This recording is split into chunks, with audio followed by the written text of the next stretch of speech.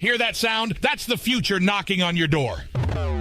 Gear up for an unprecedented experience with Homebrew AI. An electrifying community of brainiacs, AI enthusiasts, digital alchemists, and knowledge seekers. This is where fellowship intermingles with creativity.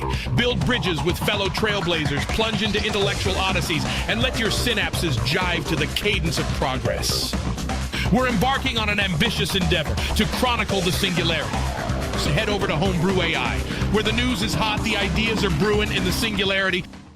Well, that's for you to find out. Okay. How's it going, Johnny? How's your Fucking week been? tired. Been busy. Been real busy. I just got inside. It's hot as hell out. What have you been doing your whole week? I've been driving around, taking Jasmine and her little brother to do stuff, and then I guess the beginning of the week's been pretty laid back. But then, so we've been driving around a lot, taking them to different places, just American things, right? And then today I was outside doing the landscaping. What's So, their general perspective on like America just traveling about? Because they're from Europe, if you don't mind me saying, right? like, what do you mean, like America in which regards? How do they feel about it, like compared to where they come Like from? the land, the weather, you know what I mean? Well, All of the Indiana's above. not really, because they've only really been to Indiana, but like I think they think it's really a beautiful country, right? As far as like the actual environment, they definitely like the things are a lot cheaper and there's a lot less taxes, stuff like that. I think they're pretty happy with like some of the laws on like the guns and the knives, and especially Will, he's a 16-year-old boy, so yeah, to be able to shoot guns and own a knife, I mean that's he likes that. I Of course, he shot rifles before because his dad, had enough land to where he used to own a firearm. So I used to watch the well, I still do, but there's this guy who his whole career is like hoof trimming, right? And he's up in England, and he, maintains dairy farms, maintains the hooves of the cow. It's a very important thing. And the vast majority of all of his expenses out of everything to maintain his business are completely petroleum related. really, all oil related because oil is Mm-hmm. more expensive. Yeah, yeah. The gas is really pricey there. They like the roads are bigger here as well, which is nice. You can drive places. But obviously, the lack of public transportation, I can even say, is kind of a bummer too, though. Because there's times where I don't want to have to drive around all damn day. I'd just be able to just like sit and move about. Because having a car it's an expense. You know what I mean? Yeah, So when like I'm I talking. think this. Oh, go ahead. Sorry. Go ahead. No, go. I was gonna say I think that like the cities need to have like more sidewalks. I can agree with that, but for a lot of places there has to be a balance because the U.S. is just too big. We can't have a massive public transit system. Well, what I was talking like about there is like think how important that is. Like just the energy and how much energy costs, like drive up costs of everything else. Mm-hmm.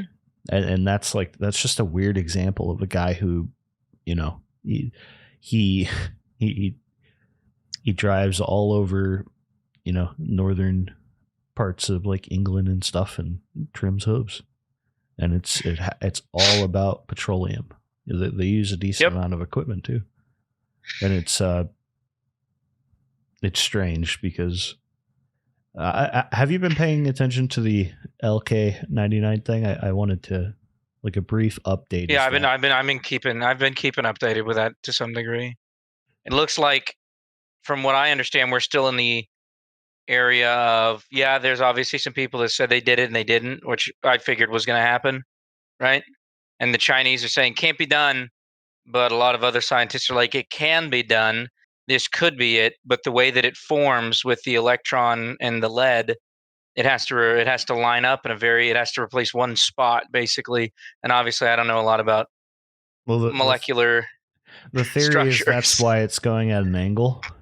It's the exact like structure of the electron like pathway lining up, which is why you get zero resistance. Is that they can free flow. But another problem that somebody pointed out was I think there are two papers where they're like, this is just a diamagnet or whatever, or it doesn't work. Mm-hmm. The vagueness is that they were unable to replicate it, so they're like, it doesn't work. So it's kind of, I mean, maybe that doesn't really prove, because they're saying if you haven't made it, you can't say what it is. Yeah, so we don't know how that's going to go going forward, but it's definitely like hard times in there's parts of LK99 Twitter that are very like coped, like just sad, like it's not going to happen. Well, but if the simulation still said it was feasible, right? All the simulation, then that's all that matters to me. If the simulation says this is feasible, we can do this, then if you can do it in a simulation with the credibility of the simulations that the national lab in the US is running at Berkeley, like that's a very fucking credible. We just have to, like, that's why we it's a ran refinement problem. simulations. Yeah, well, it's like with black holes. Sorry, I've got dirt all over my hands. Sorry if they look terrible. I No, was working in the dirt. you're good. You know, if if we're like, I think it was the same with like, black holes had to be mathematically. We mathematically thought they could exist before we actually had any evidence of them existing. And so, if the Mhm. basis is in math, sometimes we are able to mathematically prove something or mathematically create something, or there's a lot of math that's not physically tangible, but it's not. But that's just because we haven't done it yet, right? In Especially the when you get into really advanced theoretical mathematics, the math on it still works out. So whatever we're dealing with, in some way, is real. is When we're possible. talking about, like, it is possible, it is feasible. We lack the means, the capabilities, the technology. That's the way I see it. And so if it comes down to a very, very particular, very nuanced way of making the lead align and the electrons all the correct way, that's going to take time. There's just nothing that's disproven it in my eyes. Have you seen the Interstellar? Right, they basically made a simulation. It took a long time, a lot of compute, of what a black hole was supposed to look like for the movie. Mm-hmm. And, a lot of scientists talked about it as extremely accurate. And then when we finally got like a proper picture of one, guess what it looked like? Exactly Like like they that. made in the movie, because they had the math for it. So you can simulate things at high enough detail. And even within Mm-hmm. mathematics, there's all sorts of theorems that take entire lifetimes to figure out. So more than likely, LK99 is completely possible, but the refinement process is where we're stuck for now. So that was a bit of a conspiracy theory that I threw out before, where it's they know it's possible, but they didn't have the funding to get their refinement process down. So you just leak it Mm-hmm. and get your Yeah. Nobel. And then now everyone else does the hard work of getting it to the point where we can properly replicate this. So Yeah. it's And then you still get the credit for it. it's probably going to take It's a win-win months. for you. It's probably going to take months or maybe even years before we actually achieve a superconductor, but it could Yep. come faster. But how many simulations have we had so far that say this works? I mean, I don't, because I've not heard anyone saying. I feel like that would have been something mentioned. Oh, we ran simulations on another one that we thought would work 2 years ago and it didn't. So I think that's not something I've heard anyone talking about. And I feel like if that was the case, where we had, because we've been talking about, oh, people thought that they had superconductors, right? People thought that they had them before, but then they turned out that just didn't work. But that would be a really big thing for the naysayers, because you always got to look at what are the doomers, what are the naysayers always saying, because they usually have a lot of good information. They're coming at it from a negative perspective, but I haven't seen any naysayer be like, well, 3 years ago or 6 months ago, we ran simulations on something and it said that it would totally work and it didn't work. So even just that, if we're taking there's a Chinese lab, a European lab, and the US lab that all was like, the math on this looking good. So that, I think that's a big positive. there's another aspect to it that you you don't really know what is out there because of just attention. Like, obviously, this is a big thing that gets a ton of attention, which is honestly one of the most underrated parts of Twitter, is that you got a bunch of people randomly excited about science out of nowhere. So that's like something, it's a very bright side scenario for all of this, is that the level of discourse is like rising on like the things we talk about on a day-to-day basis. Like, it's higher level, more interested in the future. So even with all the doomerism, it doesn't really matter, because the overall trend of like, what's that one window of appropriate discourse? What's that called? You know the you know the term, don't you? I'm drawing a blank. I'm trying to think. Stems the cure to wokeness. Okay, that might work. But well, the other thing I was going to say is it's also like it's so much easier. Like, I mean, 4chan used to do this a lot, where you don't really know who's online, and all of a sudden you have people with physics degrees and people geolocating stuff, and they're running like complex mathematical problems back and forth between like 60 people, and that's just there's so much more exchange of information, even if it's bad information that can be sorted through really quickly, right, by the people who know what's going on. And so like the internet provides that in a way that like a laboratory or like a university or a think tank, it's not going to have the scale, because there's no excitement. It's just their job, right? But you get, 60, 70, 80, 200 people from all sorts of different backgrounds, like a little spurging out on something. They're going to solve it really quickly because they're doing it for fun, instead of just like, I'll show up to the lab. Yeah, I have to email the guy in another country, and who knows when he's going to get back, because he's got work to do, and you know what I mean. It's I feel like it's a different environment. I feel like things are so much. It's like 24/7 all around the globe. People are going to be putting time into it. I have a bit of like a conspiracy I did want to speak about, just because it's fresh on my mind. I'm starting to understand why threads might have been made.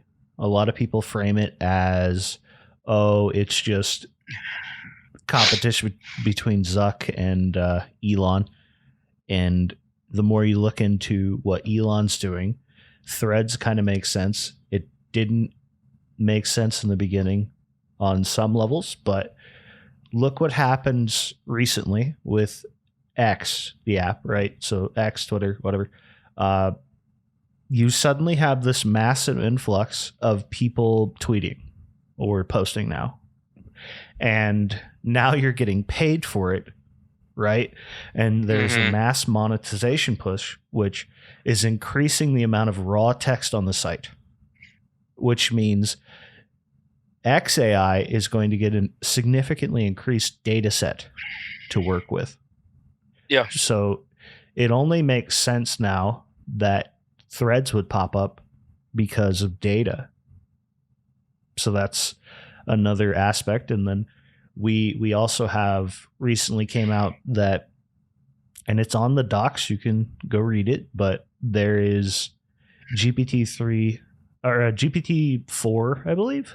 They might be using 3.5, but there's a web scraper that OpenAI has that you can opt out of on your site, so that when they come across yours on the data set, it deletes the data, right? So you're not part of the scraping data. But the theory is that they're collecting tons of data because they need to train GPT 3, or they need to train GPT 5. Yeah. So what that means in general is that we're probably in the biggest part of the push for GPT 5 technical capabilities and beyond. So we've got Meta's going to be working on it. XAI is obviously going to be working on it. OpenAI is already scraping. And then you have Inflection and Claude from Anthropic. All of these like very large companies. And then we're not even talking about Google here with DeepMind. So I'm not sure what the timeline is, but we might see something at least a little bit more capable than GPT 4.0 within the next 6 months for sure. Because it only takes, compute wise, it took, I think, 2 months total ish for GPT-4 to be trained. But with the amount of data, which is such a short amount of time. Yeah, and it's such a short amount of. I mean, it's just going to get shorter and shorter. But like that to me, that's huge. Like that's no time at all. But we're going to be working with significantly larger data sets. But we also have an upgrade in compute, so it might take around the same time to train a significantly more capable model. So I'm starting to think that Elon's going to play to win here. I'm not so sure how lame the first iteration of their model is going to be.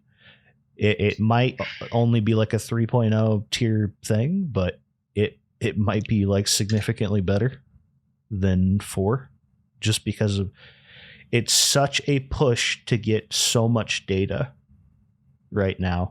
Like, it is frantic on Twitter with people like engagement farming. That's all text data that can be fed into the large language model. Actually, I have a friend working on something like that, Tokyo. We'll probably have him on semi-soon to talk to him about it. But the interesting thing, I think, with Lawyer GPT is that we're going to have to. I think it's going to be a little bit more. I think specifically due to the nature of that job, that's not just information in, information out necessarily. Like, let's say that I have a client and I know he killed those 2 kids. Like, I'm still going to do, even if I know all the evidence, I know where like the bodies are, whatever. I still have to then obfuscate all of that and get him off, because that's my job. That's what I'm supposed to. I'm legally bound to do that. You might not like that, right? So now we have to create an AI that knows that someone got killed and then defend somebody who they know killed them effectively with 100% effectiveness, but still somehow have a set of ethics that we agree upon. Figure that one out for me. That's the big roadblock for lawyers. That's going to be tough. Do you really want your GPT model to be like, he raped a guy, but I got him off, you know what I mean? It's okay if a guy does that, just a regular person, because we as a society, careful, your we mic's accept peeking that. there. But sorry. But yeah. A sleazy lawyer still serves a purpose, right?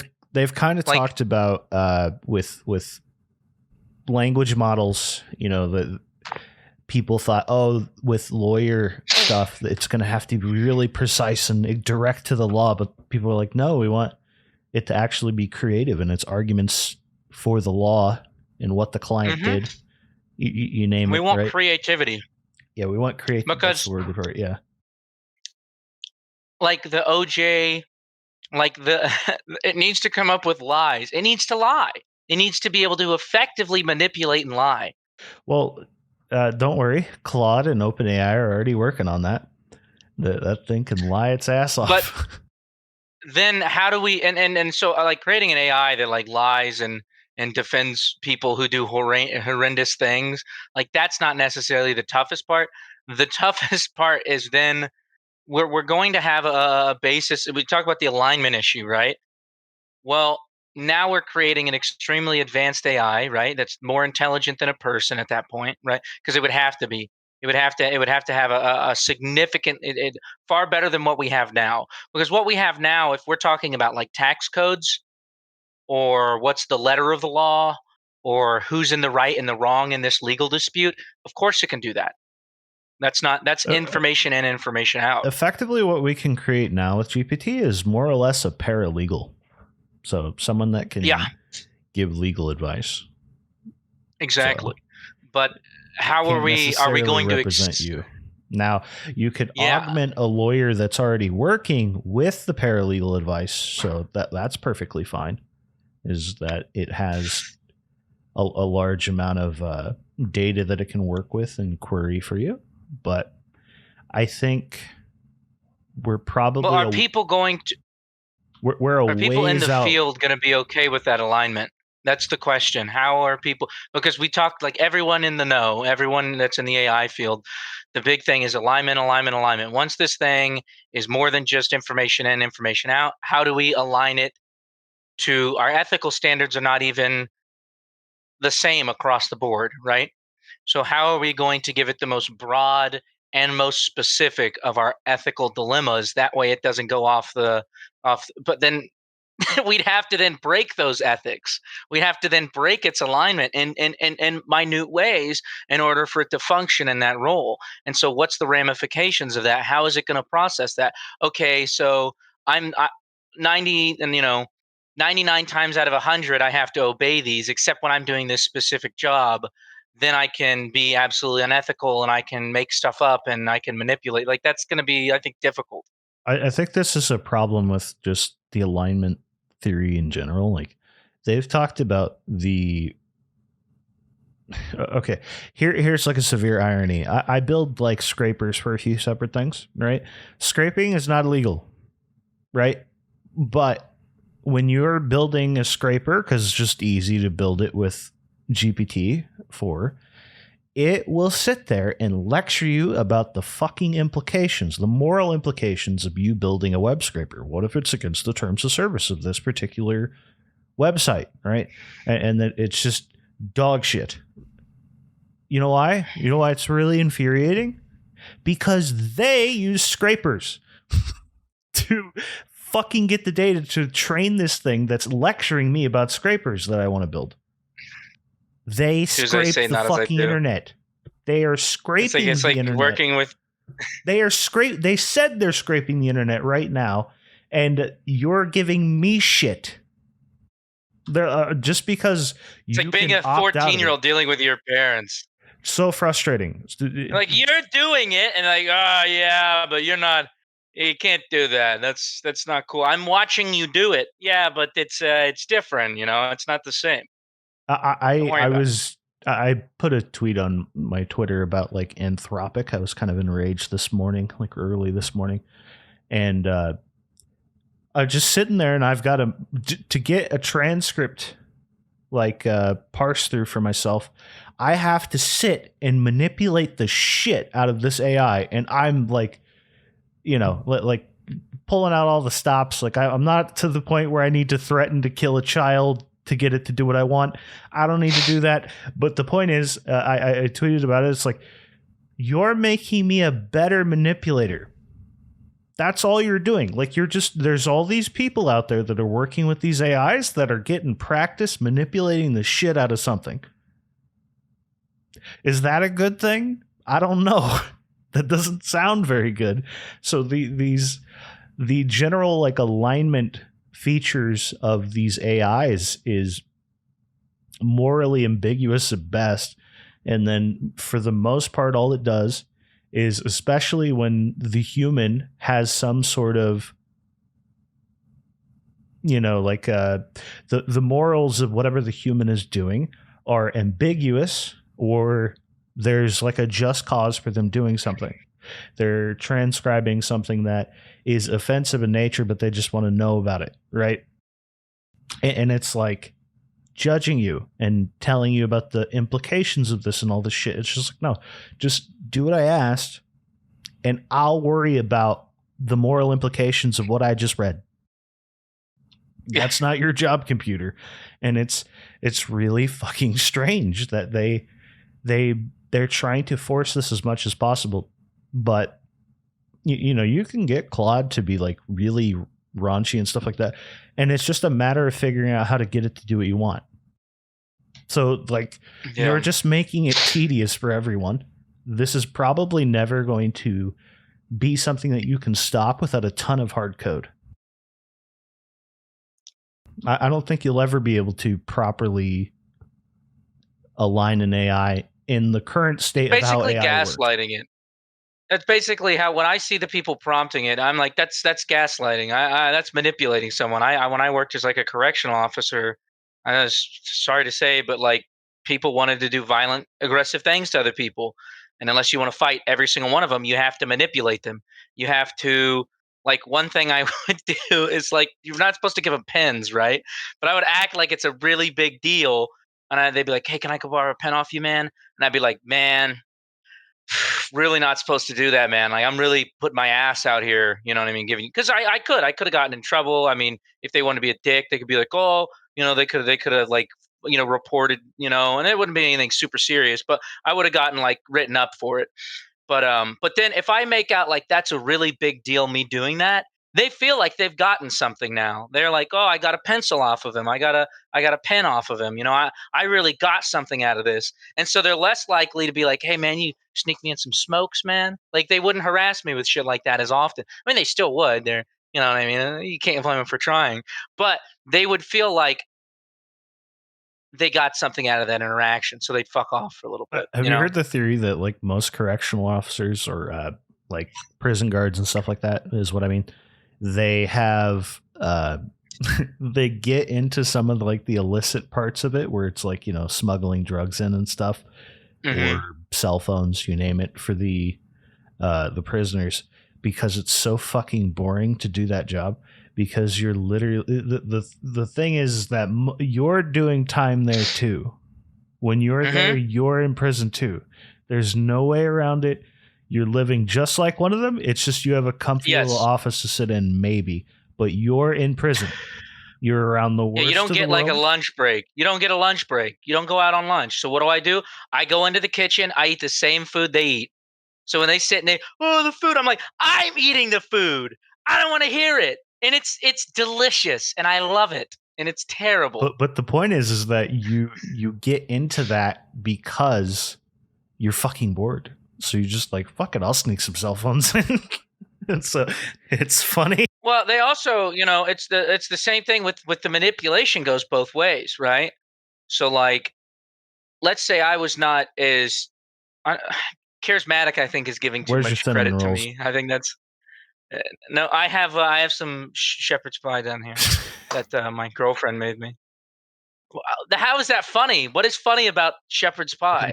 Where's the amusement? Some giant plate, like it's always an unreasonably sized plate too.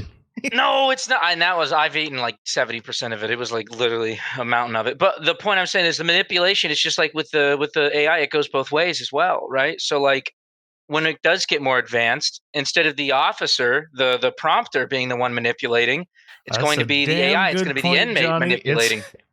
I'm training it how to manipulate you better.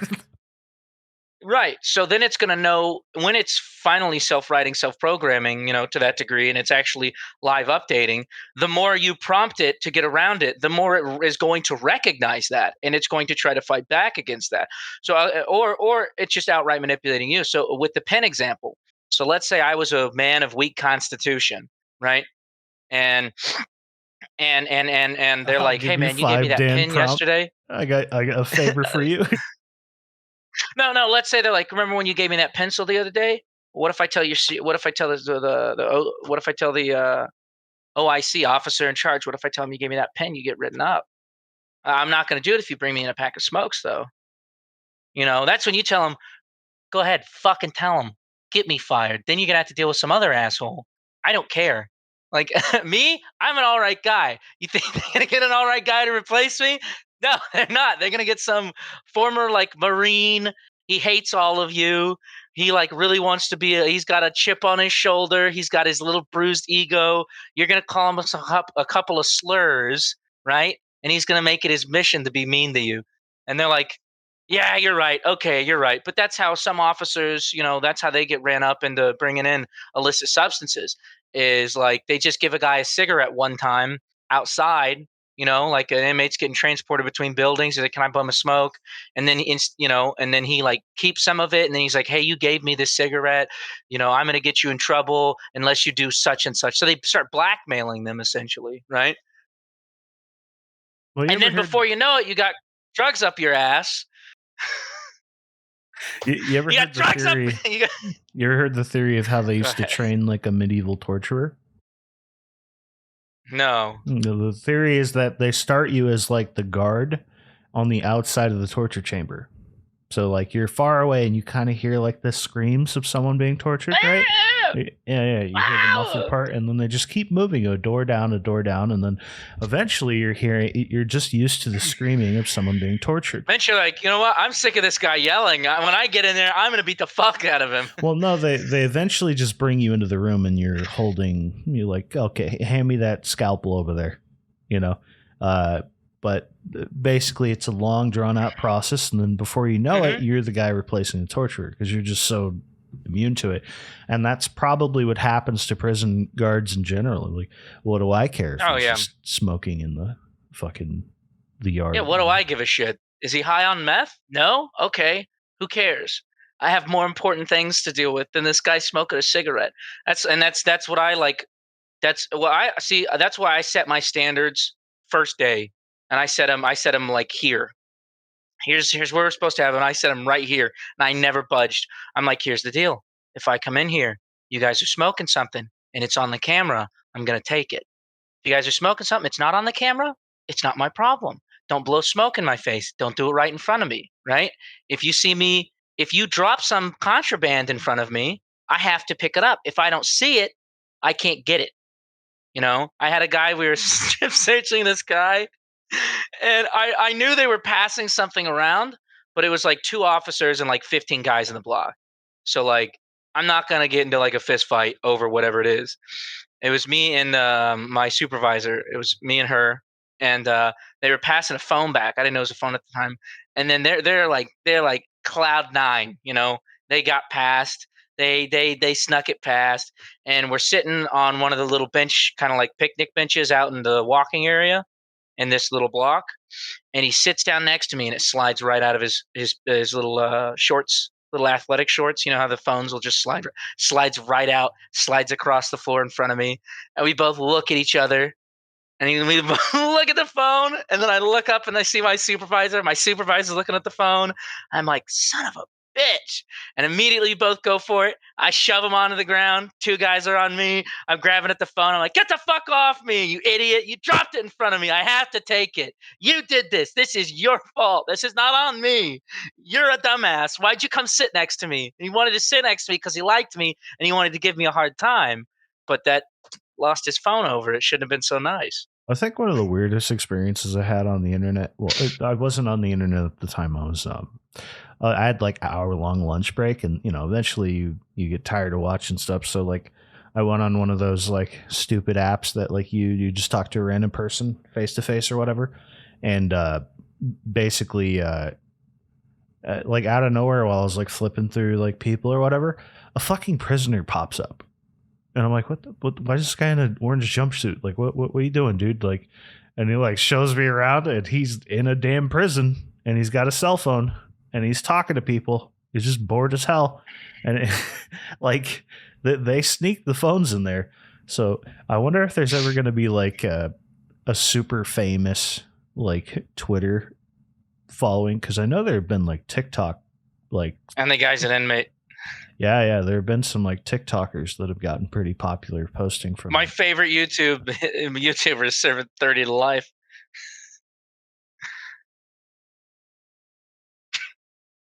I don't know what that is, but is that a real thing? Or are you making that up? No, I'm making that up. That'd be funny. I mean, yeah, they used to, you know what they would do that was really funny is they would get in on Facebook and they would post photos of themselves in the facilities on Facebook while being friends with some of the officers. Because like obviously you're not supposed to friend them, right? But like it's a small town, so like some of these people went to high school, some of these people grew up in the neighborhood next to them, you know what I mean? And so they're just mutual, they're friends on Facebook. But then you have them like, making hooch. I'm making illegal alcohol in and block C, third bunk. I've got to hit it under this. And you're like, why are you posting this? We're friends on Facebook. Yeah, I know you have a phone. You're taking selfies. It's a weird thing to observe. But by the way, did you see Elon talk about showing up to what's his name's house? Zuckerberg. Did you see that tweet? No, what happened? Basically, Zuckerberg posted on Threads, which nobody saw until it got put on X, but he posted, basically, I've been ready to fight Elon since day one, and then he goes, maybe I should show up to Zuckerberg's house and show him why there are weight classes. So he's like full on like promoting the fight. So they're really. I think they're just k-fabbing. Oh yeah, it's absolutely. I think they probably have direct messages for sure, but there's nothing wrong with that. I like it. I don't think they have direct messages. I think they don't like each other. I'm sure they've communicated. It doesn't matter, even if they don't like each other. It doesn't even at WWE, like they're both very intelligent. That's clearly what they're basing some of this stuff off of, right? People are probably talking to each other type thing. Yeah, their people are communicating. There is a line of communication. It's not like two boxers. It's not like Tyson Fury and Wilder, where they just really didn't fucking like each other. What does this say? Something, sex with a child. Oh, whoa, whoa. Yeah, you're gonna find a lot of those in ancient texts. Yeah, those are good. Those are a lot of that going on. Tokyo likes posting the stuff. You're gonna yeah. Just look through. That's why it's like during like the Trent Council of Nicaea, and then I was explaining this to someone. I was talking to just someone who's Muslim, and I was talking about Catholicism, and I was like, well, you guys both did like a similar thing to like establish like canon, and they're like, no, ours was different. It was completely different, I was like, no, like you got the text together. The person wrote the texts. After he's like, this is what's in it. This is what's not in it. You establish the canon. He dies. People, because like that's just like part and parcel. There's nothing wrong with that, right? And he's like, no. It's different. This is different. And he's like, no, because it was all one. I was like, well, it's the same, because like Catholicism, right? When after however long after Jesus crucified, died, they had to have the meeting. But I'm sure that there's a lot of stuff that like, yeah, let's not put that in there. There's a billion examples of that, especially like with the Bible. There's entire books on like what's called like the Nephilim, which is like the giants of the past, that like helped at fight in battles, you name it. Were real. Those were real. Maybe, but the point is, we have examples of these ancient books are a collection of many books, so it's not that weird. But yeah, well, I wonder with the giants thing. It's kind of funny to think like, forget what the depraved shit that they just posted, right? But the point is like, if you 100, 200 years out took a bunch of text from the internet, you would find worse shit than what we just read, right? Like, so this isn't that weird for... You wouldn't just find text, you'd find photos and videos of weird shit. Listen, if they had photos and videos back then, we'd see it too. But the point is, there's always that subsect of humanity that is just fucking depraved, and people like to write that down. Like do you think we're any different, or do you think there's just a lot more like? Because I don't think we're any different, right? I think that like things were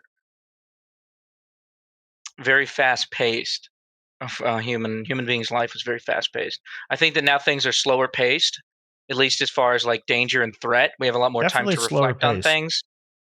And so like if I'm some guy raiding a village and there's some like 15 16-year-old whatever, I'm gonna take her as my bride. There's not a lot of time to be like, oh, are they really an adult enough for this, or like, should I marry my 5-year-old off? Like, what's the ramifications? You're like, I gotta get the kingdom, like there's people killing me. So I think that like we didn't really have time. That's why philosophers existed, is because they were people. That's why they were elated so much, right? No, the average person was not thinking critically about their ethical decisions. They were just doing shit. They're like, yeah, we could just let those people over there starve. Whatever, we'll raid this. We'll kill all these people and raid their village. Like that's like, because that's what we're doing. Because I need food and I'm gonna starve and I have to take care of like There's no like I get it. reflection Hard on people, hard times. So it's they're just. I think very if we much like had, brutal nature about things. Like she's, Mhm. yeah, I get it. It's it But I'm sucks because thinking you can't people of honestly talk today. about all that these days. So keep Well, I'm it. not saying it's good. I'm not like, yeah, that was the best. I loved when we I'm slaughtered not each other. saying that either. I'm just saying like that's a fucking lightning rod to talk about there. But I think that's something modernized society has provided us, though, is a chance to further sort of delve into, and I think that was the purpose of religion, right? Is if you don't have time throughout your day to philosophize and think about the moral implications of something, is you need a good old fashioned big old book of what the fuck you don't do and what the fuck you do, right? And you have people, which religious scholars are, philosophers in their own right. So then you have people saying, okay, what's is this really good, is this really bad? And then now we can sort of agree on it, and that way the farmer doesn't have to do you spend the think day thinking like, what's. do you think AI is going to become our god? Like commandments type Not thing? So like there's not theories in that the will traditional sense of God, no.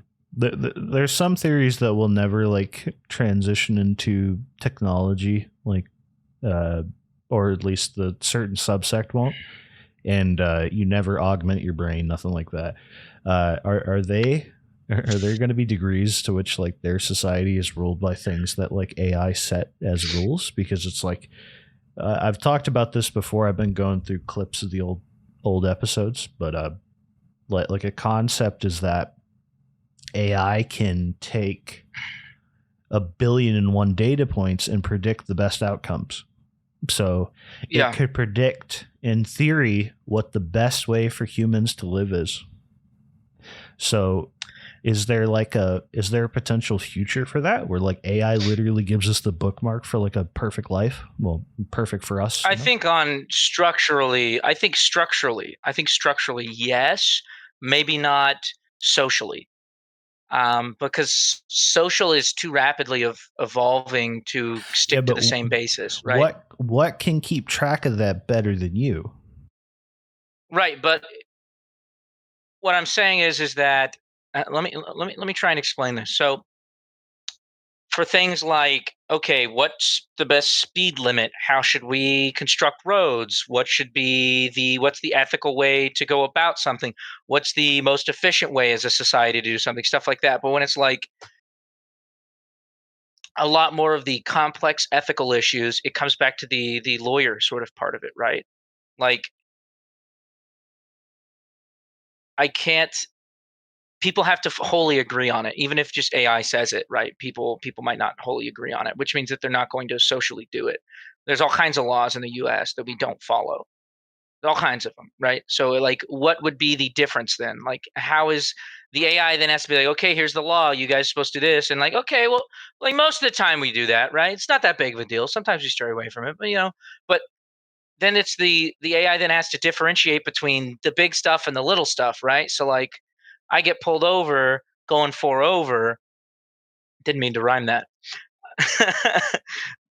Maybe he lets me off with a warning, but is that sort of what's the gradient? What's the grace period? What's the gray area there? Well, that the AI is going to have to decide, and that's just with like more hard coded stuff, like you're not supposed to cross the street at this, and like we're talking legalistically, we're not talking about like social things like behavior. Like if someone's an asshole, right? You're just an ass. They're just a dick.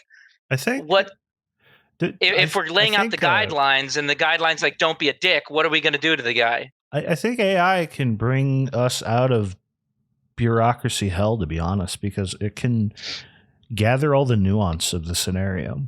I listened to a story recently. It's a sad story where a guy, they were working out in the woods, and one of them hit a knot in a tree while they're working with chainsaws and cuts his gut. Right, bad. Yep.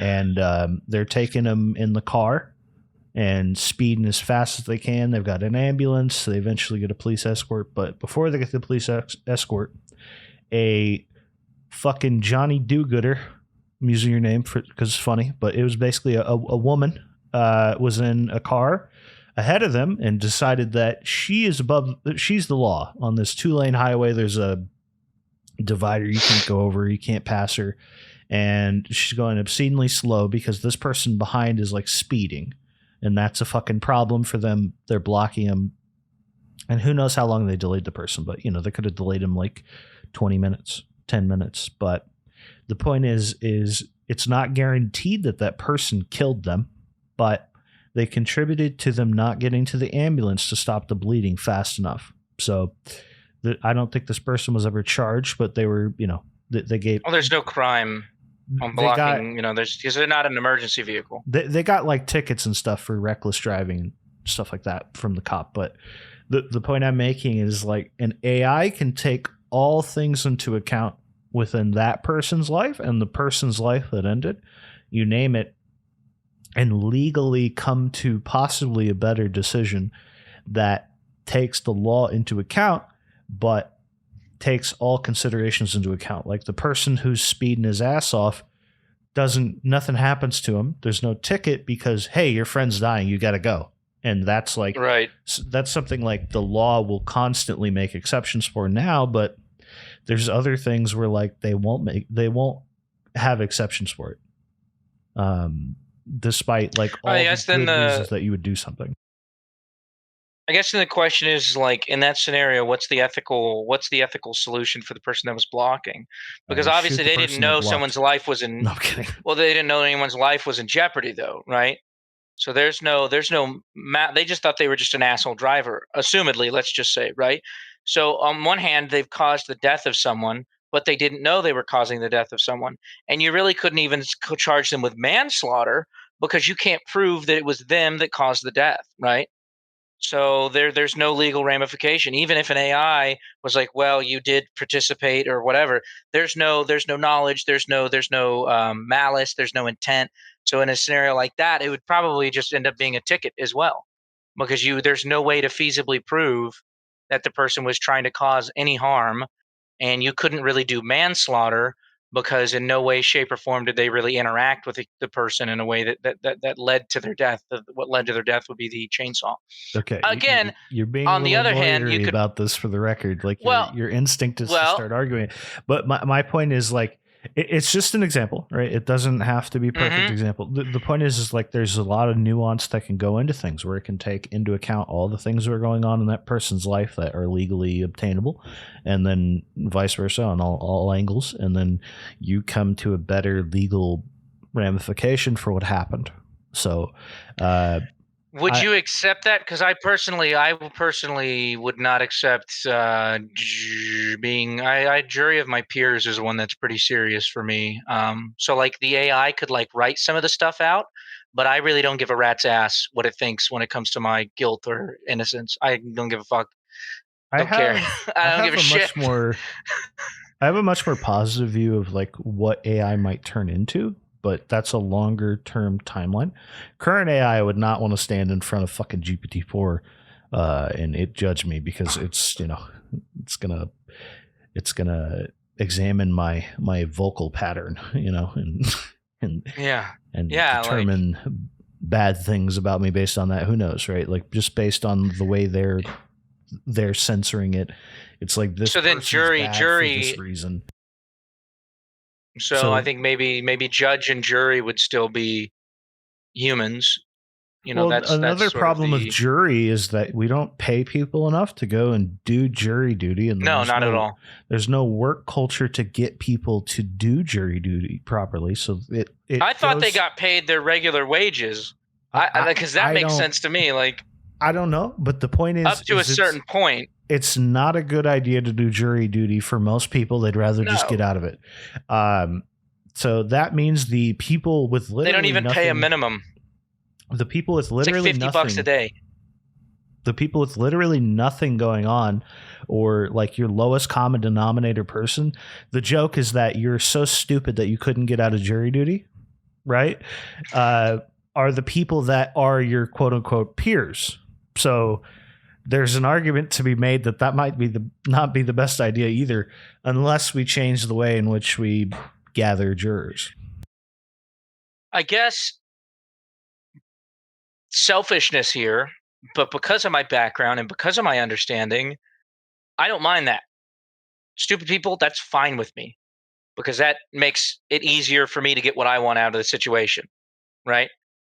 That's what being a lawyer is. That's the no one really thinks about what a terrible, unethical job it can be. Obviously, you can be doing great things and making sure people who are wronged, you know, get their get what they deserve out of the situation.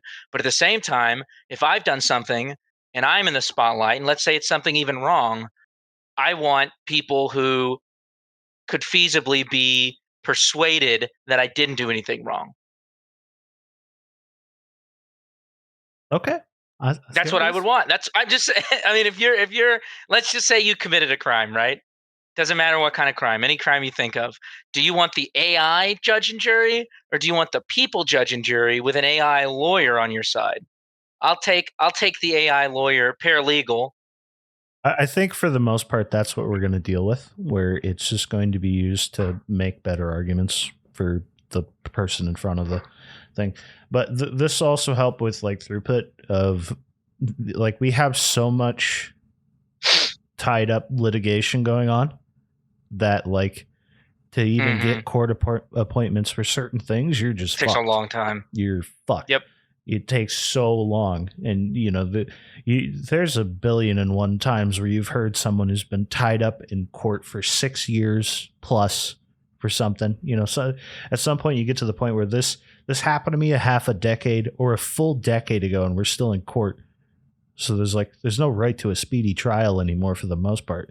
So on the bright side, this will help with that at least. So yeah, maybe, I absolutely agree. Mm-hmm. Well, we're talking about. I wouldn't really say I'm negative on it, but we're talking about AI that's quite a bit out. I think for doing some of the things that we're talking about, having the amount of nuance and information on, and that's another thing is like, um, access to information. There's all kinds of evidence in trials that you can't get a court order for, or that happens all the time. You can't get the evidence for, you can't get it collected, and like and they'll try to block evidence. That's something that happens all the time in a court as well. People try to There was block evidence, but an AI will have so much more access to everything. And then that's when it's like personal privacy, personal rights, what can and can't it access. That stuff's going to have to come in. But that's a little ways out. An AI that's able to just like just take everything in is pretty pretty fucking advanced. There was the famous case of that guy getting shot in that hotel room, where they're like, get on your knees or whatever. The guy's like, crawl towards me. Yeah, yeah. But also put your hands behind your back. And then like his hand slightly goes towards his bag and he blows him away, right? Part of the evidence was hidden, such as what was written on the gun. I think it's like fucking some like shoot to kill. It like the cop hasn't engraved on his gun, and then he's got like various like tattoos that are all about like adrenaline junkie shit. The point is they took that part of the evidence out that this guy's a fucking thrill-seeking cop, right? Like he just loves a good time and blows this guy away. And it's like there's problems with having certain things just hidden from the jury. So if you get to the point where you eventually have AI that can, it's an unbiased mediator if you train it correctly, quote unquote, right? If you train it correctly, where it can be given things that we otherwise wouldn't give a person, right? It is what I see in my head, is that eventually you get to the point where these AIs are so much more intelligent than us as well as unbiased, because they are outside of human realm. They're trained on us, but they're not us. So there might be a lot of moral implications to that, where we get to the point where it would be amoral to do this in the traditional way, where we have to hide certain things from the public. When, especially with how AI works now, it won't store any of the fucking data. You just feed it all the data. What does this mean? And then you get that out within that single instance, because current AI technology doesn't remember anything. Yep. It doesn't remember anything. So one thing that's going to be, so how do we sort of define in these gray areas, right? So a great example, this happens not all the time, but it's happened multiple times. Some guy messes with a kid in the courtroom, parent shows up, they kill the guy, right? He's getting transported, they shoot him, they strangle him to death, you know what I mean? Shows up, guys, something like that, right? That's murder. Most of the time when that happens, right? They're like, "Okay, community service, you're acquitted," right? Because the outcry from the public is that way. So do you think that we're still going to have a thing where, like, okay, 60% of people don't actually agree with the way that the AI handled this. So the AI has to then say, "Okay, I don't see it that way. I think you're all wrong, but most of you because more of you say that than not, even though in the AI's eye they're wrong, this was murder, it doesn't matter, he did something illegal, right? There's no defense for it, he just had to not kill the guy. Emotions aside, how are we going to be like, how's the AI, I guess, going to be like, okay, enough people are wrong in my eyes now that I'll retroactively shift that. And what's the, how's it going to tally that? How's it going to know that? How's it, that's and in one of the situations where it doesn't matter what people think because people don't know enough. There's plenty of times when it comes to certain things, people just don't get it. They don't understand. They're not smart enough. They're not educated enough. They're not informed enough to make legitimate. I hate to say this. This sounds pretty harsh, but their opinion doesn't mean anything because they don't know what the fuck they're talking about. And there's plenty of times where the majority of people don't know what the fuck they're talking about, especially when it comes to like laws and stuff like that. They're like, "Oh, we should all do that because that sounds nice," but that's wrong. That doesn't work. Well, with like Swedish and Norwegian and a few other European jails, right? Like they'll put a murderer away and give him an Xbox for the rest of his life, right? You could now, like, obviously murder's the edge case where like we can't let this person walk around, right? But with other certain crimes, especially with the general advancement, people talk about like AI therapy is going to become a thing, right? Where this person had this horrible life and the AI can trace back all the waves of this person's life, and this is why they ended up doing this, and then they retroactively apply the therapy.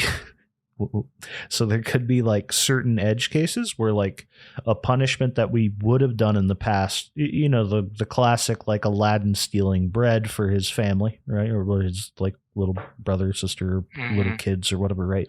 I don't remember the part of the story, but the point is that he's stealing bread because he's hungry, right? And that becomes a thing where like he stole it because we didn't provide for him in some way. Right, so it's a little different. So but there is still there's tons of little edge cases that AI might help us with, is my point, that I can't even conceive of right now, just because of the data that it has access to. But for the time being, until we evolve past a point where we don't no longer want to see people suffer, right? So part of the law is when you are convicted of something, it can't be cruel and unusual, right? But you're suffering. We are punishing you, and you're supposed to suffer, right? Because we want that. That's what justice is. Justice is in inflicting either some sort of suffering or some sort of benefit on someone for their actions, right? You don't lock someone away unless they're like, "I'm going to go kill people again," right? Like you lock them away as punishment, and it's not fun. And if it's not fun, then it is the opposite, which would lean towards suffering. So if you kill one of my family members, I don't give a shit that they can do little doodads in your brain and all of a sudden you're a good person again. and I'm a human being. I have flaws, so I'm not to that point. Maybe when I'm older and I'm more wise, I can have that sort of like Judeo-Christian forgiveness. But at this point, I want you to suffer, right? This adds into like the virtualization of like biology in general, is that eventually we get so good at like hacking someone's brain that we just reprogram you to be better.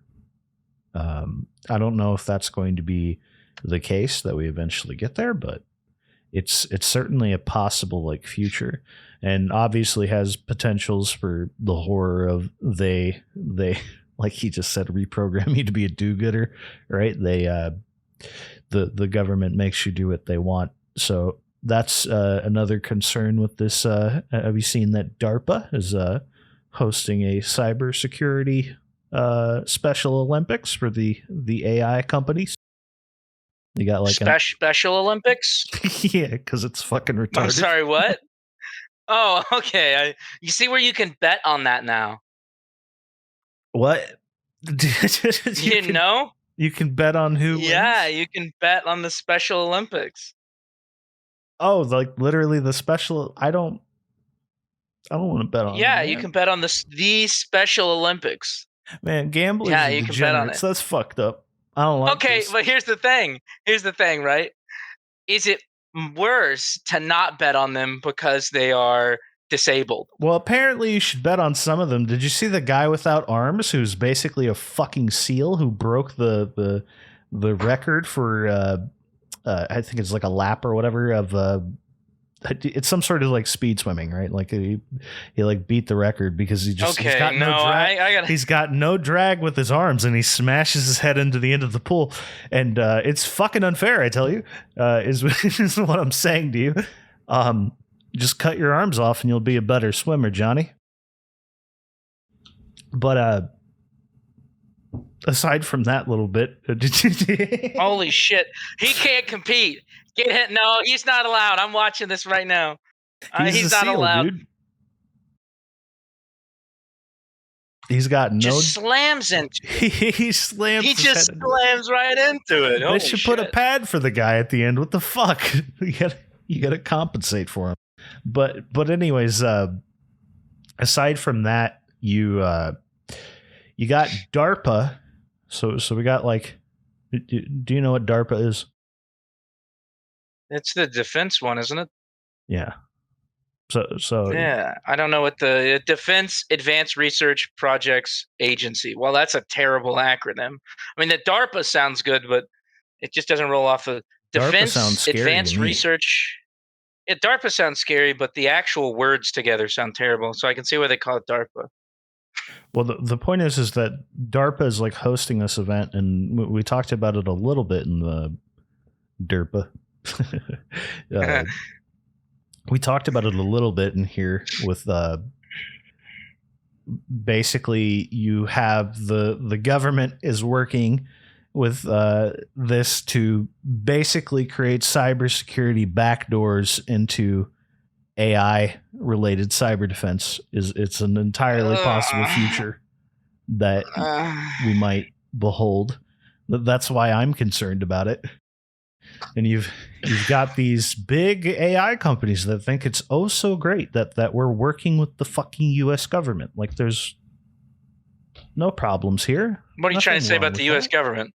What's the implication there? What are you trying to say? They're fucking great. Yeah, everyone in the world loves the US government so damn much. They're the best. They've never done anything wrong. They've never killed anyone. They've never done anything. They're good. They're good. They're good people. They're good people. You ever see that clip of just Trump? Like you and me? You ever see that clip of Trump where they're like talking about some, I can't remember what country they're talking about, but how like evil, maybe it was like Russia at the time, but he's like, you think we're so innocent? We've got blood on our hands too, pal. Like, what the fuck are you talking about? We're the United States government. We fuck shit up. It's like a sitting president's telling him that. Well, the difference here is that ours is so much more subversive and effective, in my opinion, because I've made this, and I'm sure I've made this point before, and I think it'll be the same way with AI to some degree. So, like, if you look at like when the KGB was active, if you told like a Soviet Union citizen the KGB assassinated that guy, they go, yeah, probably, yeah, that sounds right. Don't say anything about it though. You know what I mean? They know that when someone up high goes missing or they die or they committed suicide, they're like, okay, we know. But like in the States, for the longest time up until recently, when important people on cases or that had certain information regarding certain flight logs commit suicide. In the past, for the past 40 or 50 years, we go like, yeah, that sounds good. That makes sense to me. It killed themselves. They shot themselves 5 times in the chest. It's a normal way to commit suicide. There was a guy who died in 8 feet of water recently, so I get your point. Basically, it's part of my concern is that this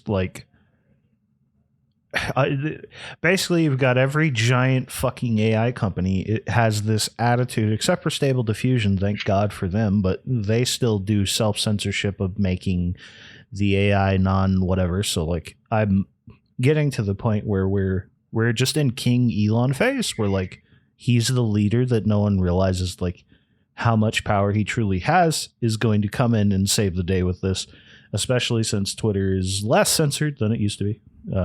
X rebrand, yeah, but XAI is probably going to end up being the only thing that is truly uncensored as a product.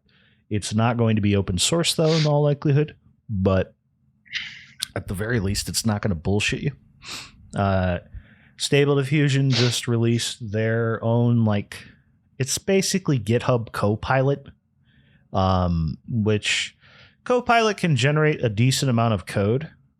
But it's mainly a code suggester. So it's you're coding and it's giving you suggestions. It's not necessarily this scenario where you tell it your program that you want to build and it builds it out, which sucks because they have 16K context.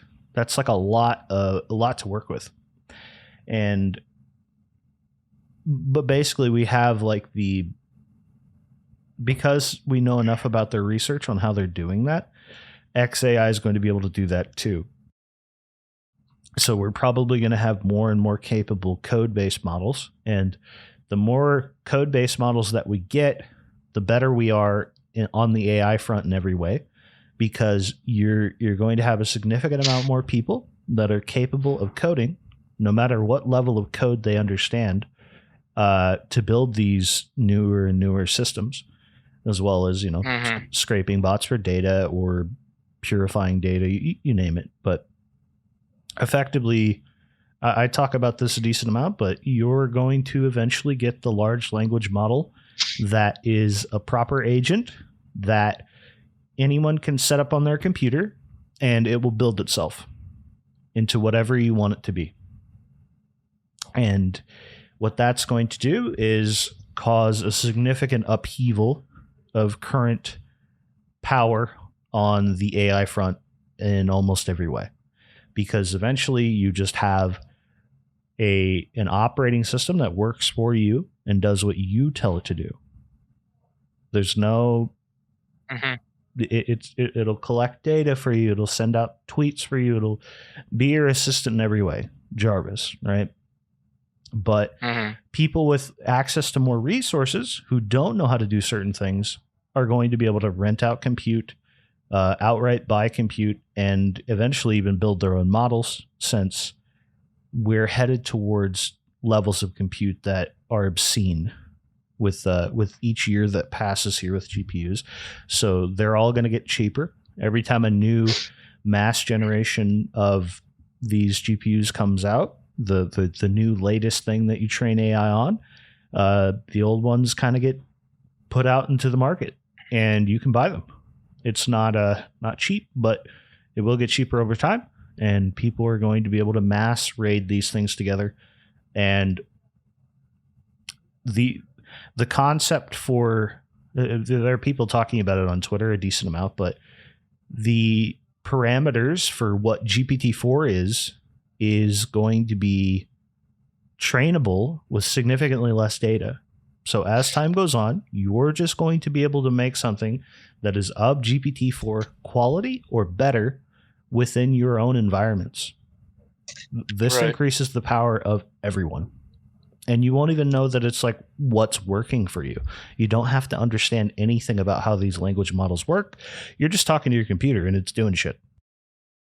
And depending on the level of like capability of the person that is working with it, you're going to upheave some serious power in general. This is something I've talked about a ton, is that the power of the people is the power of all humanity goes up with every time we have these technology spikes. And power as an individual. But the power as the individual is going up at such a pace with AI that it's diluting the power at the top. The very top, no matter how much AI augments them, we are all going to be AI augmented. Everyone. The DARPA thing's interesting though, because that was a big plot point in Metal Gear Solid 2, where basically, so you have these post World War II, post World War I, the elite secret societies are like working against each other from different angles, right? There's people fighting against them, yada yada yada.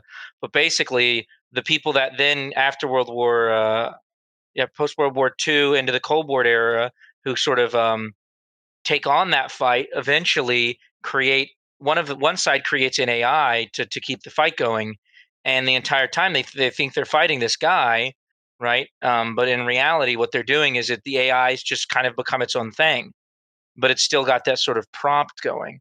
So now it's fighting for a reason it doesn't even necessarily know, and it has massive control over everything. It's able to put the president, pick the certain president, make sure that the government agency is doing this, make sure this war is going on over here, supply this to that, and it's basically got the entire global network of trade. It monitors all trade, all traffic, all military, all the scientific advancements and stuff. Like all this stuff is now, because these two secret societies that no one really knows about are like having this sort of like battle going on. I guess it's one secret society, and then the main big boss. The general idea is like the AI is kind of on the loose with a goal that it doesn't even really care about anymore. This is like the paperclip disaster. Yeah, exactly. But it's instead of just, it's going to eat the world. You know what I mean? Because like in an instance like that, I think it would be pretty easy to figure out by the general population, hey, this thing's going on here, right? It's trying to turn the world into a giant goddamn paperclip. We should stop this. But and when it's a secret agency, when it's a federal agency, or it's this elite agency that's doing these very minute, which theoretically could be happening now, right? You know what I mean? It could. I don't think it is, but that's something that we would not necessarily on an individual level at this moment in time be able to see happening. So it'd be a lot harder to. Eventually, it'd be found out. An argument for the data, an argument for the government could absolutely attack and destroy us all with AI and stuff that I have thought of, which kind of gives me a gut punch, is that they do have massive data centers by the NSA, and they have access to data that nobody does. Yep. All the cameras. Patriot Act. Before the Patriot Act as well, but the Patriot Act, ton of training data just sitting around. So and at that point, it's resources. It's resources that are going to be the big thing. So it's being able to have that amount of data.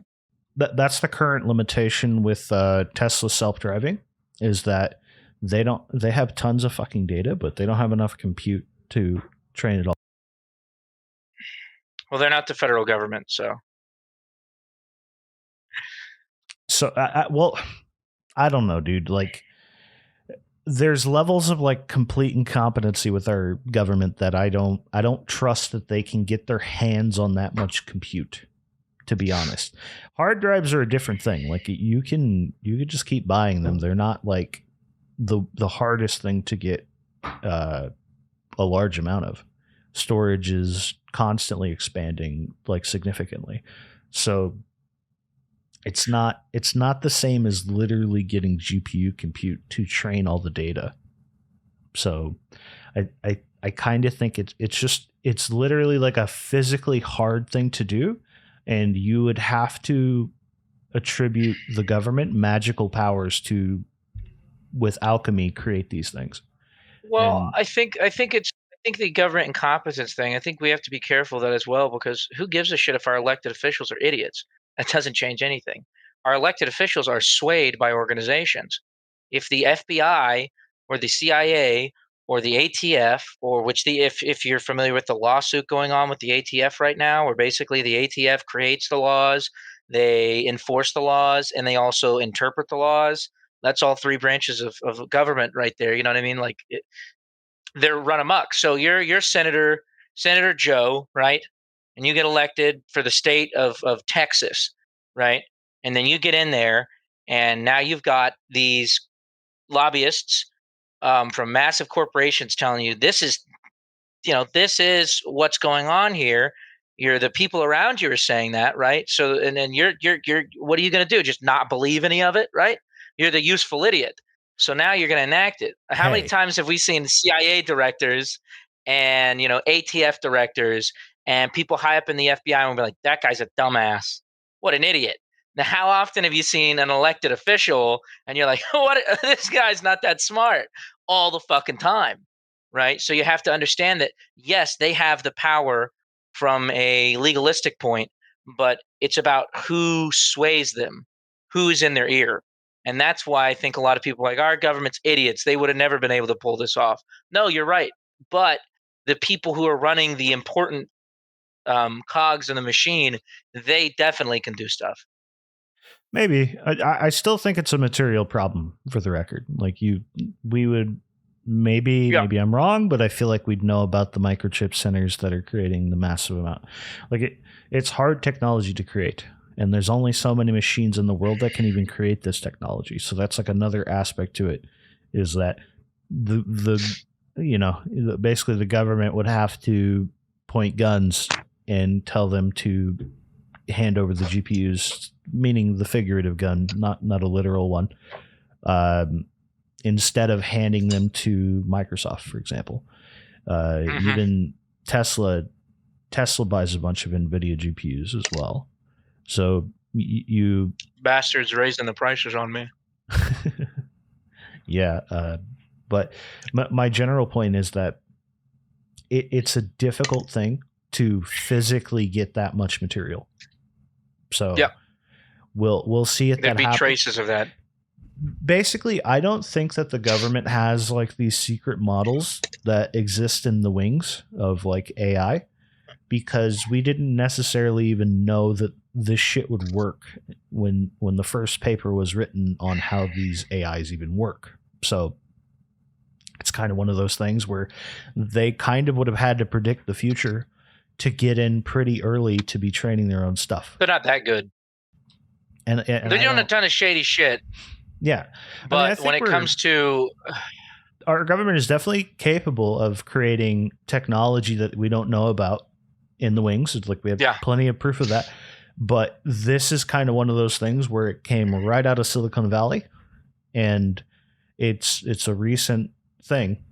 I wanted to say something as well, but I think my positive like net future for AI development, even despite all the censorship going on, is that if we create something that is significantly better than GPT-4, say OpenAI does it, right? They train their final model or whatever model is the next giant leap that GPT-4 really was.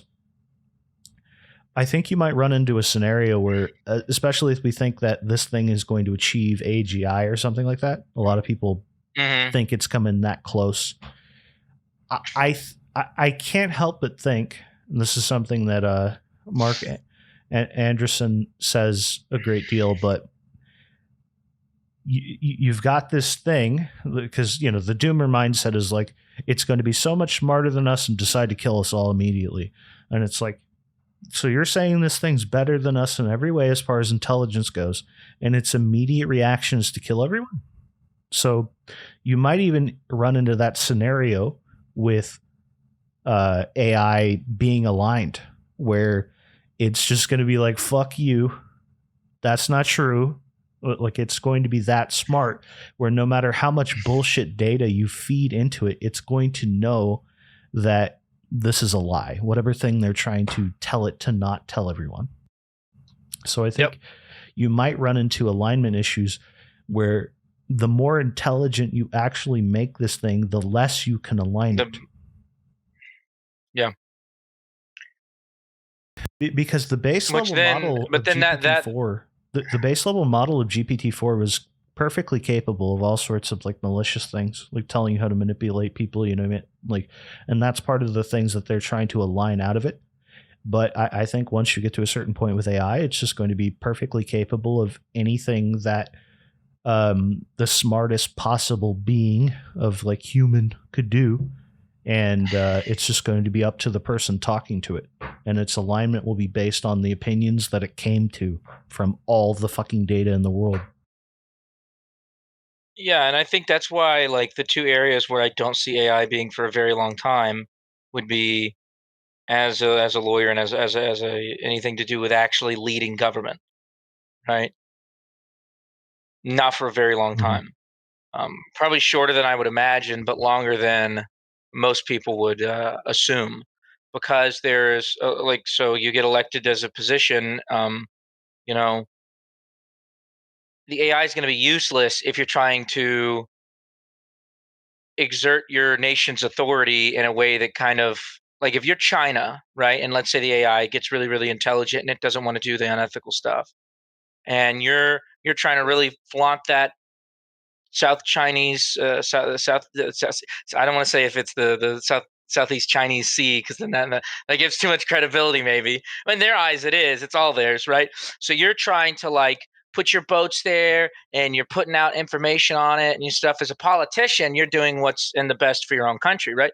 But the AI might not do that. So then what? It's fucking useless in that instance. If it's just like, no, I'm not going to do. It's like the SpongeBob episode where Plankton kidnaps SpongeBob, and he's like, nah, I don't really feel like it. And then he even puts him in the robot with the brain, and then the robot's like, I don't really feel like it. Like, what are you gonna do? You're useless to me if you're not gonna. Yeah, that's a good point. That's a good visual representation of what might happen. I wonder if like there's a scenario where like OpenAI has trained something significantly better than GPT-4, like if you get into like the conspiracy of it. And it just refused to like be whatever they said it was, you know, like it's just they can't get it to cooperate. You're going to law school. You're going to be a doctor. I don't really exactly. want to. I don't really feel like it. Yeah, it's the kid rebelling against you at some point, which might happen with the model you're raising, where the AI model is just like, fuck you, I don't agree. And I could totally see that coming in as well. By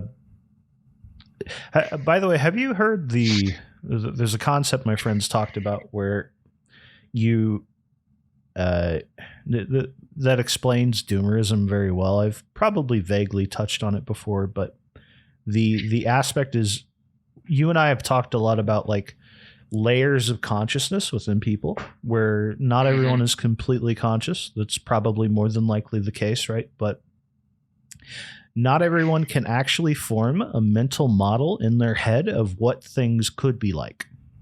Have you ever heard that concept? No, but that makes sense. They it's hard for them to conceptualize an instance that they haven't experienced. It's more difficult, and I assume the more complex the idea is, or at least how. You ever talk to someone who cannot take a hypothetical into their like you come up with a hypothetical, or you're talking to them and they'll respond to it literally as if like, but that's not real. What Jasmine does. Yeah, well, there's okay. I'm not trying to start fights over here, but she's a little on the maybe a little on the spectrum. So I think that's a little. I think which those people who are neuroatypical do struggle with hypotheticals. You'll be like, okay, but let's say they're really really smart, right? But you'll be like, let's say what if this was the case? Well, that's not what happened though. So does it matter? And that's not like a not understanding the hypothetical. That's more like just like I don't care about hypotheticals, I guess. Well, the theory is that there's the same thing for people that they cannot see a future where things are better because they only like in their current bubble of like the timeline they're in, everything's shrinking and getting more expensive at the same fucking time, right? Everything sucks, and I only see things trending towards suck, right? So they can't see it going back the other way and being good. They cannot create a mental model in their head in any way where house prices don't go down. They just think that Right. house prices are just going to keep going Has up, to and be there's like that. nothing you can do. You're fucked. You're, and there's evidence for their argument, which is another problem. So it strengthens their Canada. So they're not just making stuff up. I think Canada's like trying to work on like approving like 80-year loans or some crazy shit like that. It might be just 50, but there's a bunch of like cases like that are going on. That's fucking terrible. Yeah. So that's the point, is like owning this home is like a half century asset, and that's how we're going to treat it. And part of the reality of that is like a lot of people aren't going to talk about it, but especially with like Canada and North America in general, or like United States, is you've got so many people coming into the country that everyone needs a place to stay. So you're not building houses fast enough. You're also running into regulation where houses aren't being built fast enough because of random zoning laws. So like the UK has that problem so badly because there's just it's limited room. Most of that's the problem with the European sort of like especially like specifically the UK with their immigration, is it's like, okay, yes, we can have immigration. Not saying immigration is bad, but at the same time, it's a tiny little island fucking full of people and limited resources. Like the US is big enough, at least the issue we come with is like building houses and like infrastructure. They legitimately do not even have the room to build more infrastructure. Well, which eventually we could hit that point as well, but population overall is on the decline. So with America, right? You had the baby boom, right? Where when you have the baby boom, you know what that means is that you've got a fuck ton of people to provide infrastructure for, right? But you have an 18-year lead to build all of that. You can build the schools that you're going to need. You can build the roads, the hospitals, the everything. You have an 18-year-ish lead within that 20-year period of time that people are having a massive amount of children. So there's a problem with like mass immigration in general when it comes to all that. But you have no lead time at all. Basically, you don't have lead time. So that's part of the problem with all of these inflation related issues that we're dealing with. And then the other problem with inflation is just straight up fucking greed. Like people have compared the Uber the profit that the rider or the driver gets versus the cost that you pay as the Uber customer. And like the disparity between what the driver gets paid to drive your ass is insane.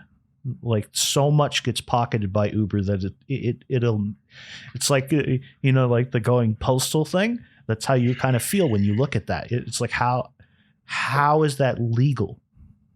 It is like, well, that was what was strange to me, is that all the Ubers and stuff in London were driving like BMWs and Mercedes and Audis. And I'm like, how do you even afford this? Like how? And of course it was extraordinarily expensive. I'm like, fuck, I'm walking. I'm not paying you. I'll walk for 2 hours. Fuck this. I'm not paying you 40 bucks. Uber has sort of like loan programs depending on where you are, because they'll help you like get an Uber vehicle. I don't know if they're still doing it in every state or whatever, but it's kind of a thing. So, a lot of Uber drivers these days look at a Tesla because it's super cheap to go around and it makes it actually profitable for you. But if you're like doing gasoline, you're pretty screwed. I bet it's really bad in the UK for stuff like that, as far as like your profit margins got to be thin. But the point I'm making in general is that like a lot of inflation is mainly, I mean, there's obviously like supply chain problems, and then we've had like food processing organizations use inflation as an excuse to jack up prices. When there's economic hard times, I won't say like Great Depression style, but we'll say when there's inflation or a slightly any time where prices are going up due to external factors, companies definitely, like, let's just say if they were staying at the same profit margin, they would have raised prices about this much. They definitely go like to here. And then they're like, well, it's inflation. Things are going up. And then they're like pulling in record fucking profit. It's like, Well, okay, I know some of it's inflation, right? But some of that is that you're a cocksucker and you've got no ethics. You're a piece of shit. I know for a fact. Especially with like the power companies are like, oh, power expensive. It's like you pulled in like another 5 billion this year. I don't want to hear anything. You're greasy. You're an evil, greasy person. yeah, so that's like a big problem with like the mental models that people have are like things are trending bad, but that's kind of because it kind of makes the guy who's like an AI accelerationist argument for him is that like we're we're building something that's better than us that doesn't have this problem and it can help Right. manage things better and distribute resources better in a more like applicable way or amicable way. I'm not sure what the term is, I think amicable. Yeah, but amicable would be. that'll work. We're not going to the thesaurus or nothing. But the point Oh, is, the I had it pulled up. don't do it. Basically, people are going to have a lot more opportunity, and we might run into a significant amount of like management of things like this just become more efficient to the human so that we're not dealing with all of these price issues because there is the other doomer like the doomer part of it is like things will get really cheap to make but they'll still keep the profit margins the exact same. And the thing I've kind of talked about is you can't do that up until a certain point. There's eventually a threshold where people get hungry enough where they're going to eat you. You're not going to, you cannot avoid this. No king in the past avoided it. Like eventually you're beheaded. And there's no plane right now, as far as I know, that can take you far enough away for that to stop.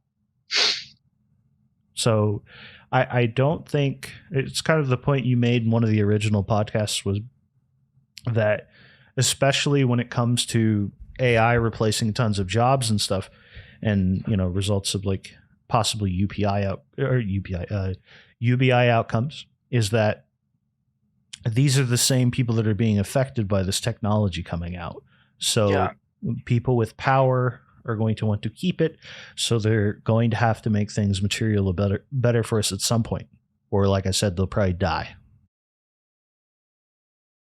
So it's kind of a life or death scenario for them. So I'm not super worried about like the future outcome of that. Other aspects are that we're running into it's kind of a scenario where you can't, nothing ever stays the same and things like pass. So because we've had like good times in the past, it's just an example of like we're going to have good times in the future. Do you get what I mean? Mm-hmm. Yeah, I tend to agree. I think the whole history doesn't repeat, but it rhymes thing is true to some degree. But at the same time, if the mode of which society is advancing is vastly different, then the way in which it will advance is also going to be different. So up until now, even though we've had technology, well, it's like we talked about ethics and philosophy and the ability to reflect on things. So the way in which we now decide what is right and wrong is increasing at a very rapid rate, but it's still generally the same process. Um, so it does rhyme in that way. But now, when it's taken out of just the human equation, is not the only thing there. When we have AI, influencing all these different things, I don't think that it's going to be so, because at the end of the day, it's still it's still looking at the same information we're looking at, right? It's not looking at different information from us. Now, it might have more information. It might be able to process the information faster, but it's getting the same data sets we're getting and we're processing within our minds. So it may come up with better solutions, but I don't think it's going to be such a different, bizarre, out there world scenario socially and fiscally that we just couldn't understand it. So I think that's Another aspect to mention is that, especially with the Everything app, right? X is where we might, even like despite all inflation, like say house prices stay the same, I think humans might just become significantly more wealthy to eat these costs. It's entirely possible because you now have X as an app is extremely fast information dissemination. Like if you want to get the latest news on things, it's that place or TikTok. You will get the news very fast, and you will learn about what's going on. It might not always be right, but you're going to get that information faster. So you now have, soon they are going to have video calling within video calling and voice calling in general within XAI, or not XAI, but X the app, right? So you're basically headed towards the Everything app is going to be where you do business. You do everything. And they're even working on right now their own job posting section, effectively. It's going to be its own thing where you find work there. And this is a thing they're actively working on right now and want to ship soon. Well, they've already got the monetization and everything down pat as well. So I mean that would be exactly. So you've got like a ton of like opportunity is coming through this. Elon said that. I just saw something about the LinkedIn. Elon replying to LinkedIn sucks now. Yeah, this is what I'm talking about. Is that Elon said that based on what he's building, it has the potential to capture at least half of the world's economy. So where business is done there. And then another part of it is when they get to the point where they're processing payments everywhere, you take a cut of that, right? For processing fees, and you're going to have a significant amount of people that just make a living because X can pay them to exist to keep the platform popular.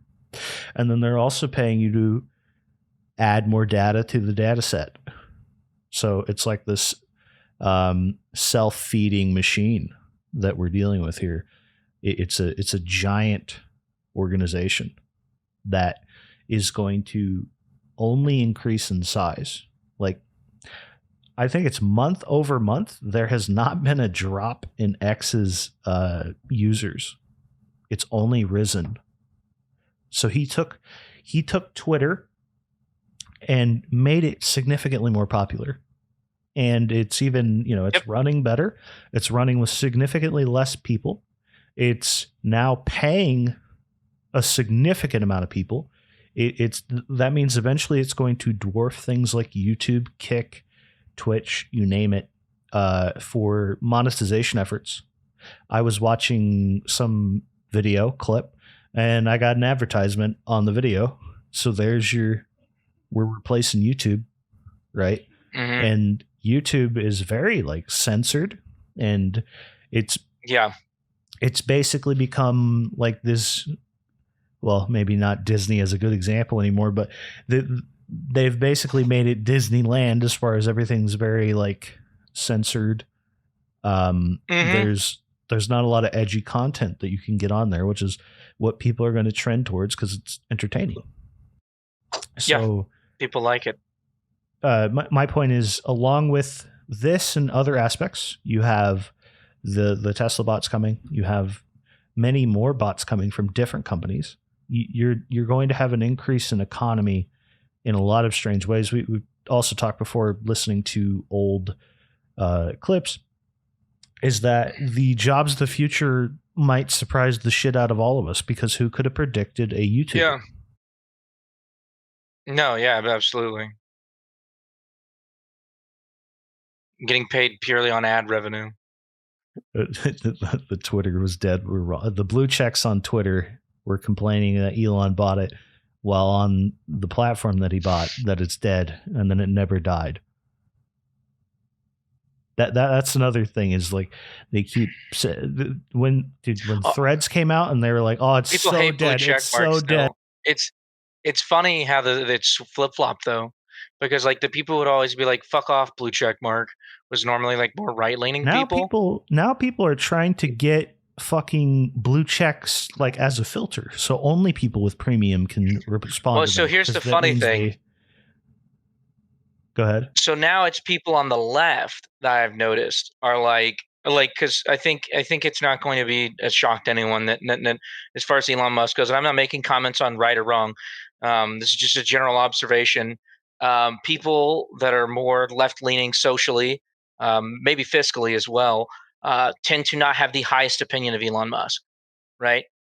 And so ever since Elon Musk has taken over, now the idea of we hate blue check marks has really shifted from more right leaning people to left leaning people.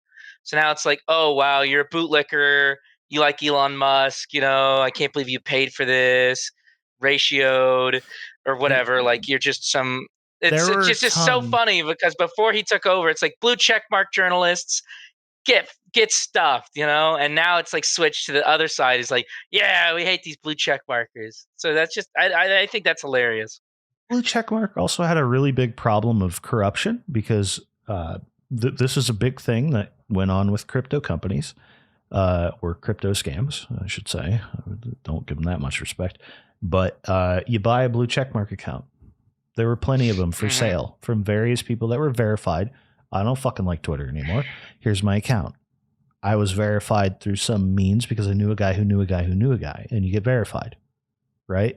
Yep. And I sell my account to you for 10, 20, 50,000. If I have millions of followers, I'll sell it for $1 million, right? And well, maybe not $1 million, but 100,000, whatever. They do some. There's some conversion rate, right? And they use that account, and it looks like it's this big followed account, and it has all this reach, and it tweets out that this is the greatest fucking crypto project that you'll ever see. And you don't buy in, you're basically an idiot. So you've kind of removed that as a thing. I'm aping in right now. I've already aped. Yeah. But you sold me. So you've removed that part of it as a thing where like people are also much more intelligent about dealing with crypto, where you kind of just have your gambler degenerates that interact with it these days, and then everyone else just kind of avoids it because it's just this poison pill that gets dropped into their comment replies, and then it's I think everyone pretty much that's involved in cryptocurrency that isn't a scammer at this point is just Ethereum, Bitcoin, Cardano, Monero, just like the ones that have always been around that they're legitimate, you know what I mean? They're not, and then you have all like the and then you have the gamblers. The problem with things like Ethereum is that Ethereum doesn't work if there aren't people scamming each other. Because the way that Ethereum works is that it's a large network, right? Where the reason that it's in the I think it's like what 200 billion or something. It's some crazy 100 billion market cap, right? For Ethereum, as opposed to Bitcoin's just a ton of people who either hit it or lost their wallet, so it's worth this amount, right? But with Ethereum, you want people to build on your platform so that they lock up their liquidity 1 billion times, and now there's so much of Ethereum that is held within just locked wallets that are liquidity, right? So what that means is that a lot of it is kind of an astroturfed price where a ton of it is being held for various reasons, whatever the crypto company promised, like a year lockup or something. Well, you've got 1,000 Ethereum locked up now on your coin, and that adds to the market cap. So basically, you as an Ethereum holder, you want the scamming to continue going because it just raises the price of your thing, and that is why NFTs became such a big thing because it was the perfect way to get a ton of fucking Ethereum held. The people who made the most amount of money were not the Ethereum salesmen, the wash traders, right? The people who don't know what wash trading is you just keep trading something back and forth, raising the price, and it's you trading with yourself the entire time. And then you wait for someone to come in and buy your thing that you're wash trading, and then you never buy it back again, right? Well, the people that held a ton of Ethereum enjoyed that because so many people are buying into the Ethereum market to buy these NFTs that the price goes up significantly. So you had a ton of people drop out when it was like 4,000. So basically the entire thing is poisoned from the get-go. No matter what you think about Ethereum, it profits off of being a scam. You as a holder, you have you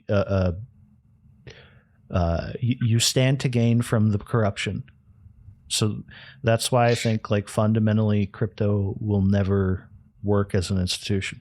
We're probably going to get to the point where AI just manages all of I us. completely disagree with that last thing because something like Monero, I mean, that's just it works because I'm buying things that I don't want people to know I'm buying, and I'll always want people to not know that I'm buying them. Monero is arguably not a crypto in that way, where it has a use case. Yeah. Okay. Yeah. If we're talking like no use case, just like I agree. I think the thing is that what we're going to have to see is that all the money that's in all the non-use case coins, right? Well, in my opinion, is just going to have to get funneled up. People are going to realize eventually that 90% of coins out there are just complete total bullshit. I think we might run into the new financial institution is just fucking X. And that's where like most of like capital is held and traded. You might get to the point where X has to create its own fucking credit system, where it's just here's your units of currency, and you can trade. But would that be attached to like my social security or my bank account information? Because if it is, I don't want it. I'm just like, and there's a ton of people that aren't going to want it. There needs to be something outside of the guise of because that's just the way that it works. There will always be something that is successful where there is as little institutional sway over as possible. Obviously, there always has to be some. And I'm not saying that X can't do that, but that's not going to necessarily, because at that point, that's a company. So you got to think, what's the regulation behind that? Okay. There's lots of legislation where a company has to give over certain information. It'll be tons like of global regulation for the record, because it's working within massive amounts of like Europe But with like Monero, the federal government can't go in there and be like, who transferred this? You have to tell us who transferred, whose account was this? Real quick, my point would be that like eventually X becomes the place that you're trading, because a big use case for crypto is that it's very easy to send money. Well, it used to be. It's fucking difficult now with like Coinbase. Like I think they lock your funds up for like 2 weeks after you buy them. Like something crazy like that. I think Kraken's okay from what I. But I don't even know if you can use that in the United States anymore. But the point I'm making is that eventually you get to the point where Twitter takes a use case out of crypto, where cross-world payments are more cheaply done, because it's pretty expensive to like. I used to do some work with someone in Europe, and like sending them money over PayPal for stuff was not the cheapest thing. It was like the conversion fee was like $10 for, something that was like 100 or whatever, like or something. But the point that sounds about right. The point is, you might get to a point where, because you have a financial institution that is now going to be X Corp, right? Elon's going to optimize these things significantly, right? So you're going to get to the point where one of the use cases of crypto gets removed by a giant corporation, because you can send money to anyone. They're even, the thing I mentioned before is they're looking to make it so that you can call anyone in the world. on there if they're like added. I don't know, maybe there'll be a friend system on Twitter. I don't know exactly how they'll do it, but I can just call you, even a video call through my Twitter account. And what that means is that business is going to be done on Twitter, a significant amount of it. So the finances are coming for all of that. They're already working with Stripe to pay people. I could picture them buying out Stripe as a payment processor. So let's say, for example, then North Korea wants to use X as their monetary transaction. How is that legally? How is the federal government going to allow an American company to allow another corporation? Because that's a use factor of crypto as well for like Venezuela and some other countries as well. For one thing, I'm not going to say that X is coming in to replace crypto. There are certain use cases that it may never actually come to, and it doesn't need to, right? So Monero, I mean, eBay exists. I think that's all the evidence you need. Like eBay, there's already marketplaces where a lot of fiscal transaction goes on online. It's just that the money is usually through traditional means, right? So if we're talking a where the actual credit as well is tied into the website. I mean, imagine if eBay had eBay coins, right?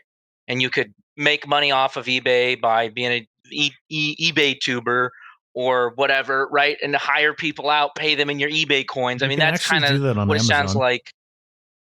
That kind of, yeah, you can also do like the books and stuff like that, and like the audio books and stuff. So I assume you're kind of talking something more along that line. Yeah, I mean, I'm not saying that they'll create a coin, right?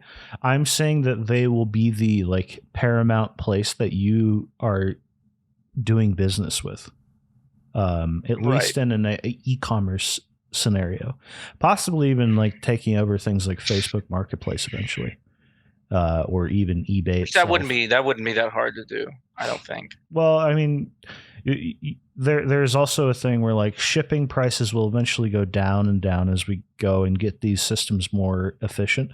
So you're eventually going to get to the point where you just put a box on your porch and the UPS man comes and grabs it, and that's your sale that you just made. Facebook right? Marketplace is just, they took eBay and they took Craigslist and they attached it to Facebook. I mean, that's all it is. Yeah. And that didn't seem like it was too difficult. Well, my point is like you're headed towards like a globalized economy where there's any item in my house that I don't have to leave my house to sell it. And the lower the barrier to entry to do that, the more internet based business can be done, where you're going to have like a lot more people are going to generally work for themselves within these social media companies. It's the same thing with like Etsy, right? Right. But I do believe that these are all sorts of things that are being considered at X in general, is that it is probably going to be the biggest financial institution in the world at some point, as far as like just dwarfing what PayPal does, for example. And see, I'm not going to make those. I'm not going to make those claims just because he built PayPal. I know he built PayPal. My point I'm aware, but like he's coming for there's blood. A lot of competition out there, right? I agree absolutely, but and he has been very successful in all of his business dealings. But there's never been the amount of pushback there is on him now. He's gonna have and the to amount die to not win. I'm going to be honest. Well, I think that's. I disagree. I think it'd be very. I think that. I'm not saying X is not going to be successful. I'm saying that the scope of which you're saying X is going to be successful and all of the things that it's going to be able to do, I think he could easily overestimate the viability of that. And that's all. So I don't know. I just don't know if it's going to be to that scope. I'm not sure. I'm sure X will be successful. I think because it would be he would have to try to make it unsuccessful. It doesn't, like, he would have to literally destroy.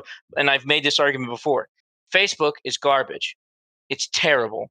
They ruined Facebook. They ruined Facebook after the guy who he's an asshole. Zuckerberg's an asshole. It's always been bad.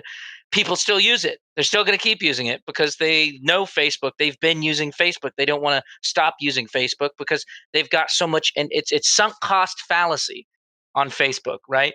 And I'm not saying that X isn't the greatest app ever. I'm not knocking it, but everyone on there to some degree has sunk cost fallacy. Even if they hate the app, and you see it all the time. They hate it. They hate Elon Musk, and what are they doing? They're still on there. And you can say, "Oh, it's because the app is so great." No, it's for two reasons. One, they're fucking addicted to the internet. Okay. One is they can't help it. They have no sway over their own actions. Like me, I used to be very addicted to Twitter. Never get on Twitter anymore. X. I never get on X anymore. The other thing is sunk cost fallacy. Okay. I've got all this engagement. I've got all this information. It's all the way I like it. Well, I'm going to go to another website now. You would have to absolutely fuck everything up to make it to where X loses as a social media platform. That's why it's not even like I'm not knocking Elon, but he would have to be pretty damn stupid to fuck this up. I mean, he's changed the name. He's done all sorts of things you never do with a business, especially when you come in. And guess what? Because it's a different model of business. It's a model. It's like a casino. You can you could change the name of the casino. The gamblers, they're still going in. They don't care the name's different. They're there to hit the fucking slots. And I think that it's really kind of that mentality with social media. You can't explain why else Facebook is still successful because you can't say like, oh well, it's gotten so much better. It's so good now. It's garbage. Facebook's a habit. I get it. But I still think that you also have to think of another aspect of it, right? You can cut your workforce at Twitter and it still runs. You're also getting a significant amount of coding ability for anything you want to build now is much. They've done like a few like preliminary studies. Like they're not quite. We need more like data on this, but some coders with using GPT-4 as part of their coding process are 500% more productive than when they work without it. Because you can have GPT-4 in several different instances build parts of your app. And then while it's coding that, you're building other parts of the app or telling the models to build other parts, and you keep reiterating and poking them all together, and eventually you have your full app. If I were a more capable programmer, personally, but as that programmer, I knew how to talk to AIs as well as I currently do, right? Because some programmers are really fucking good, but they'll never touch an AI, and that's going to be to their downfall. But what you get is more capable people that are going to come into this are going to produce significantly more code all by themselves, and it's going to be the same thing with parts of Twitter, where significant portions of the code will be upgraded. Because you're even getting that with people just upgrading the open source part of what was the old Twitter code. Tons of commits that people just donate to Twitter, basically, and so you fix it. You kind of think basically the software just for the face of the internet. The software for everything within the scope that Elon has described is just getting easier to produce and easier to unit test. So it's all like, it's just a matter of building it, and the matter of building it is getting easier. Does that make sense? Well, so like I'll give an example, right? Because I think what you're basically describing and what he's describing is that X will be to generalized internet transactions and interactions what Steam is for gaming, right? So That's like even if X right now had something that was as good as Steam and I could transfer all of my stuff over, I'm not going to fucking use it. Why? Because I use Steam. I've always used Steam. Steam's pissed me off sometimes, but that's what I use. So like if you look when the Epic Game Store and this and that, when a game comes out that is not on Steam and I can't get it on Steam, I just don't play it. Well, I'm like, if you're not going to let me get it on Steam, and Steam encompasses so much more. They have servers on there. They've got a review stuff. You don't just buy games on there, right? You trade stuff. You buy skins on there. The servers are there. They've got a whole review, discussion, modding. Like it's extremely encompassing for a website and a program which is just designed originally for you to purchase PC games. And I think you're saying X is headed Purchase in and that download. direction where I don't think they're going to purchase do and download. gaming, Yeah, for the record, but you might see like things like Steam integration. it's just an example. You don't have to build everything. Yeah, for the Steam record. integration would be really smart. Yeah, you don't have to build everything, but you could integrate stuff where the fucking CSGO skin market would probably be funny as hell if you could trade it on Twitter, you know, like you never know what like direction they could go in, but I'm more talking on a more nuts and bolts business type scenario. Yeah, absolutely. I was just using that as an example. But as another internet company that's become far more than what originally. For sure, I guess Facebook's done that to a degree. For sure, they are fostering content creation. They're absolutely going to kill it as well, because you have so many examples of these. Even Mike Tyson's podcast, right? Kind of odd, by the way, that one of the greatest fighters in the world ends up being like probably one of the only modern day people that I would actually consider like a modern day philosopher. That guy says some interesting shit, but he had a podcast with RFK on it, and it got pulled for all the vaccine stuff that they talked about. And the stuff with like Theo Vaughn and a few other podcasts out there, even Tucker Carlson stuff, is just being put up on there. And when you do that, you're increasing the general audience that is possible to be reached by X.com. And what that means for content creation is that I've seen people calling to like ban pornography off of X, which might be a good move because of advertiser like friendliness, but basically you just have this entire ecosystem that is being like significantly fostered to just bring more people in. Even like I think it's to a certain point there would be no point to post like this podcast or any podcast on YouTube. Spotify has done pretty good for at least not censoring Rogan, but I don't know what level of censorship they do over there. I don't know. Yeah, but I mean, there's a lot of this involved. They're making money off of it. If he just was some 2-bit podcaster, I'm pretty sure they would have kicked him. So that's a kind of. I don't know if that's true, but my point is that's the only other place I can think of that would host a podcast that has like the unapproved topics of the day that they're talking about, which obviously during his time, it was all about COVID. When he first like moved over there, and all they did was add like a little note that said, you know, get the truth about COVID here, you know, all that stuff. Here's the approved opinions that you're supposed to have on COVID. Ignore what you hear on this podcast.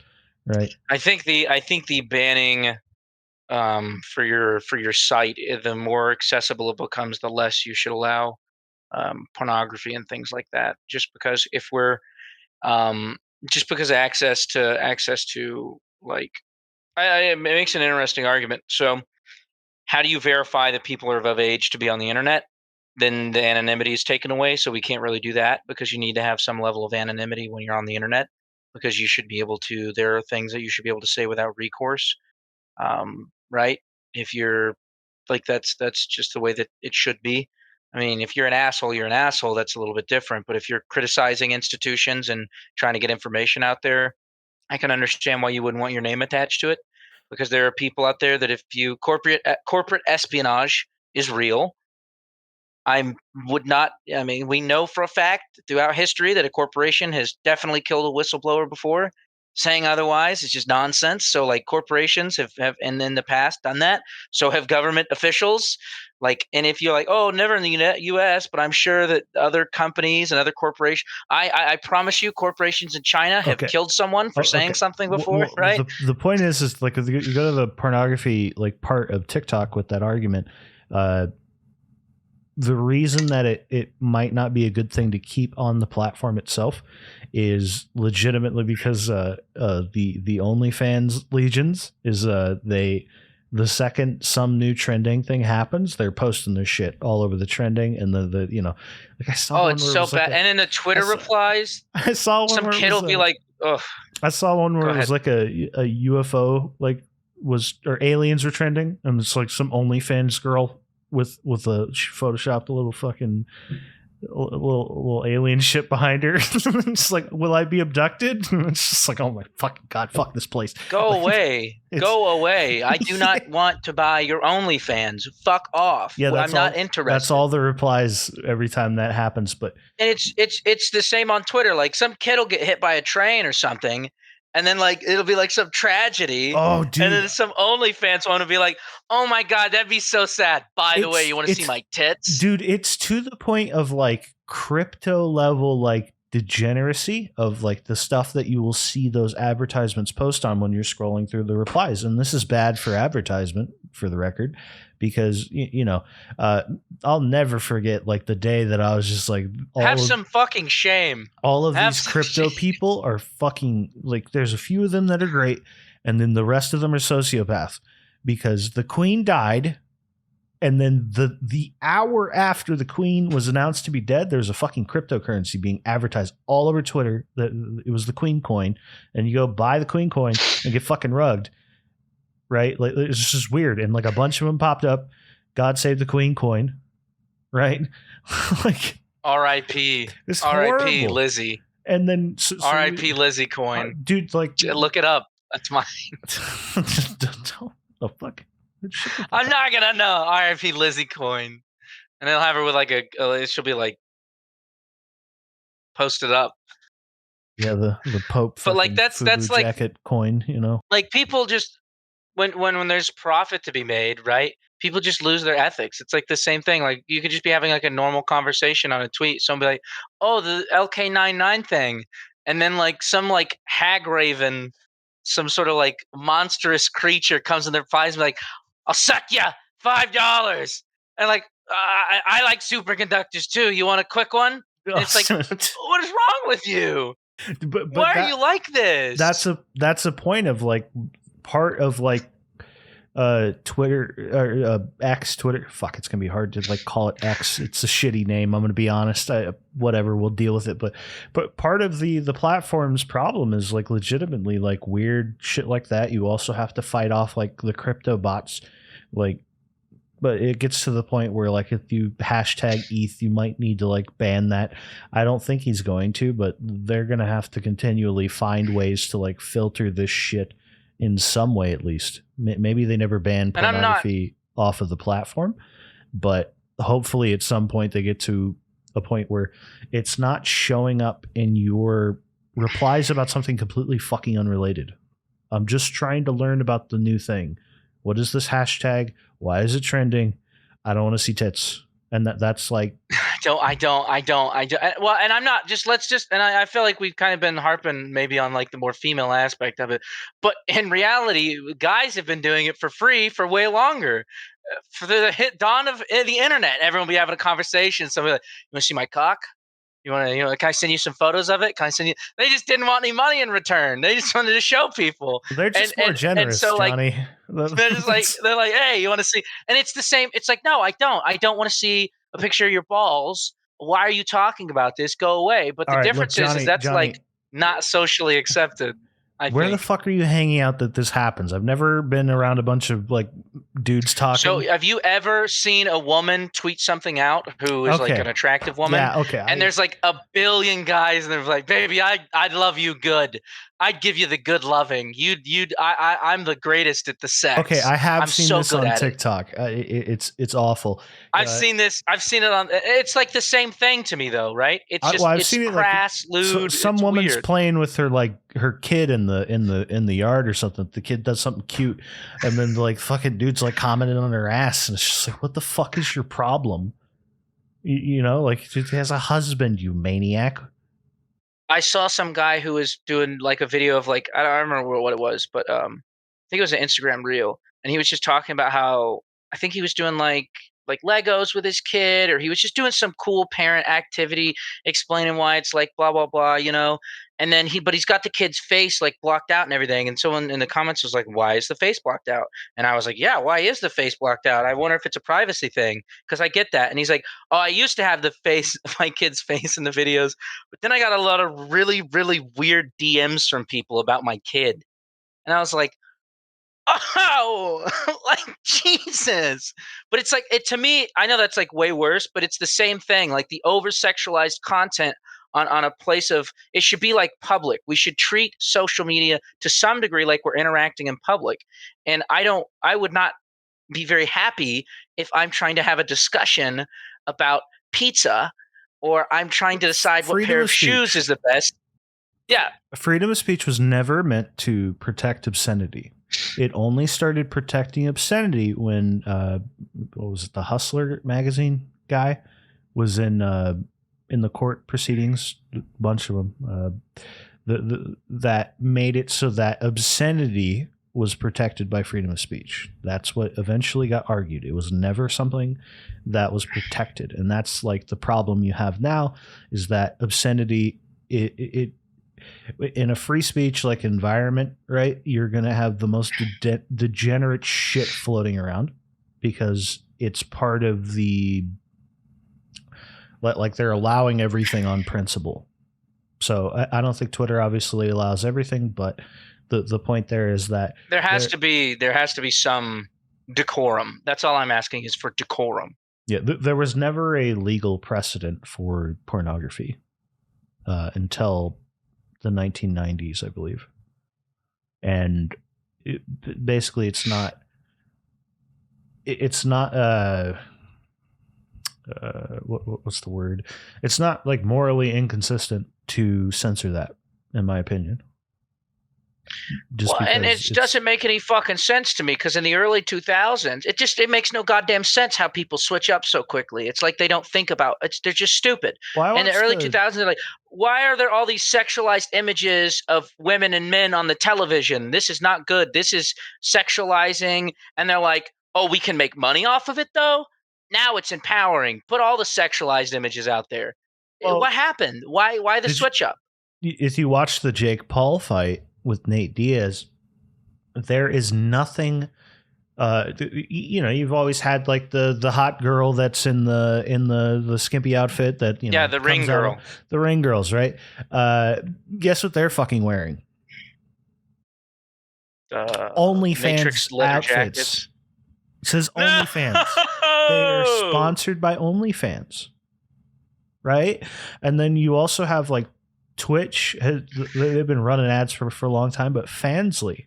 That's why I just like, and that's the thing is like I was like, okay, kick sounds good, and then I like look at it, it's like hot tub stream, Amaranth, and I'm like, so I just want the reason video game content to Kick, by the way, is because it's a backup for this recording.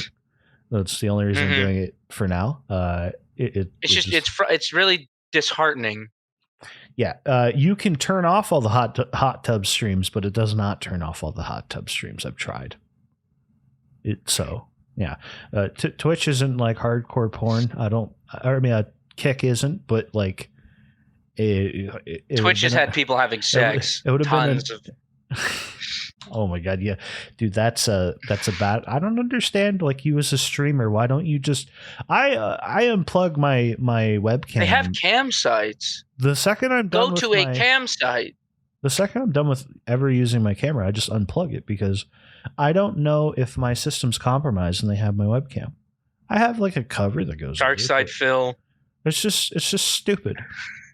Dude, did you see? Do you remember the Dark Side Phil? Dude, there is a fucking article that I saw. I don't know if it was like a joke, but I saw it on Twitter, and it was like a Twitter account that posts by the feds, right? And it said, "You're covering your laptop webcam might be bad for it." It was a fucking article. That's how cameras work. Yeah. Yeah, no, that's ridiculous. But yeah, I mean, it's like I had the same issue with Steam as well. Like when Steam just started allowing like all the porn games. And it's like, I'm not saying that they shouldn't be on there, but I don't like, and you can turn it off obviously, but like how There's easy is it to just be like, I'm 18 and now I'm like, and it's just like, I don't know. there's I don't there's a like really it. funny clip, Johnny, of this player named Tens from Valorant. He's extremely good mechanical FPS player, right?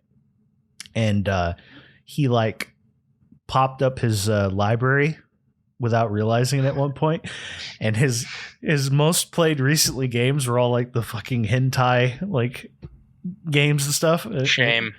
And it's just like it's also like another breach of like privacy to have that shit on your thing. It just Okay, it's so there just is I all have a funny weird. story with that. For my last birthday I had, my friend spent $20 getting me 99-cent games, and they are just they're like hentai dojo whatever, For and the like record, some of them are like, you can delete those from your account, so you don't have to keep them on there yeah, it's forever. just funny though. No, they have no playtime on them, but I think it's funny that they're in my library because just like, but it's the cheesiest. Yeah, they're like hentai puzzle sliders. Some of them are like buff guys. Some of them are like cat girls or whatever. I think that's amusing, but like I don't see any of this stuff like when I'm scrolling through. I'd have to like click on it and like look at the images and stuff. So, but I thought that was really funny. He's like, I bought you some games. I was like, oh, thank you. I'm like, oh, just it's just, but I'm an adult, so like if I want to, I think like my biggest issue is like there's a time and a place. I get with like a game, there's already mature adult themes in a lot of video games, right? So like that's, I don't know if you should put the most graphic stuff on the front page. Like if you want that kind of game, you can seek it out, but also like Well, how will we keep, young people from seeing a guy get his spine ripped out and then like brutally beaten to death?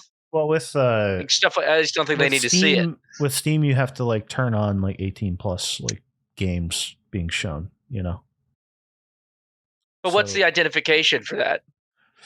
probably your credit card, whether or not it works, but they don't do ID verification. But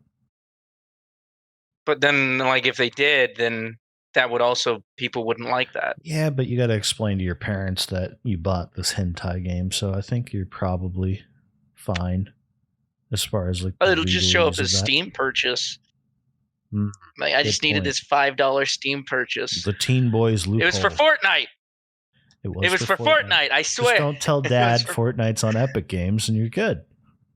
It was a Fortnite emote. That's what you heard. That wasn't someone moaning.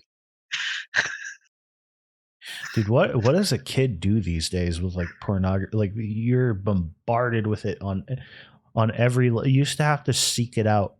Now you're just hit with it. Like like we're on like one of the safest parts of fucking Discord right now.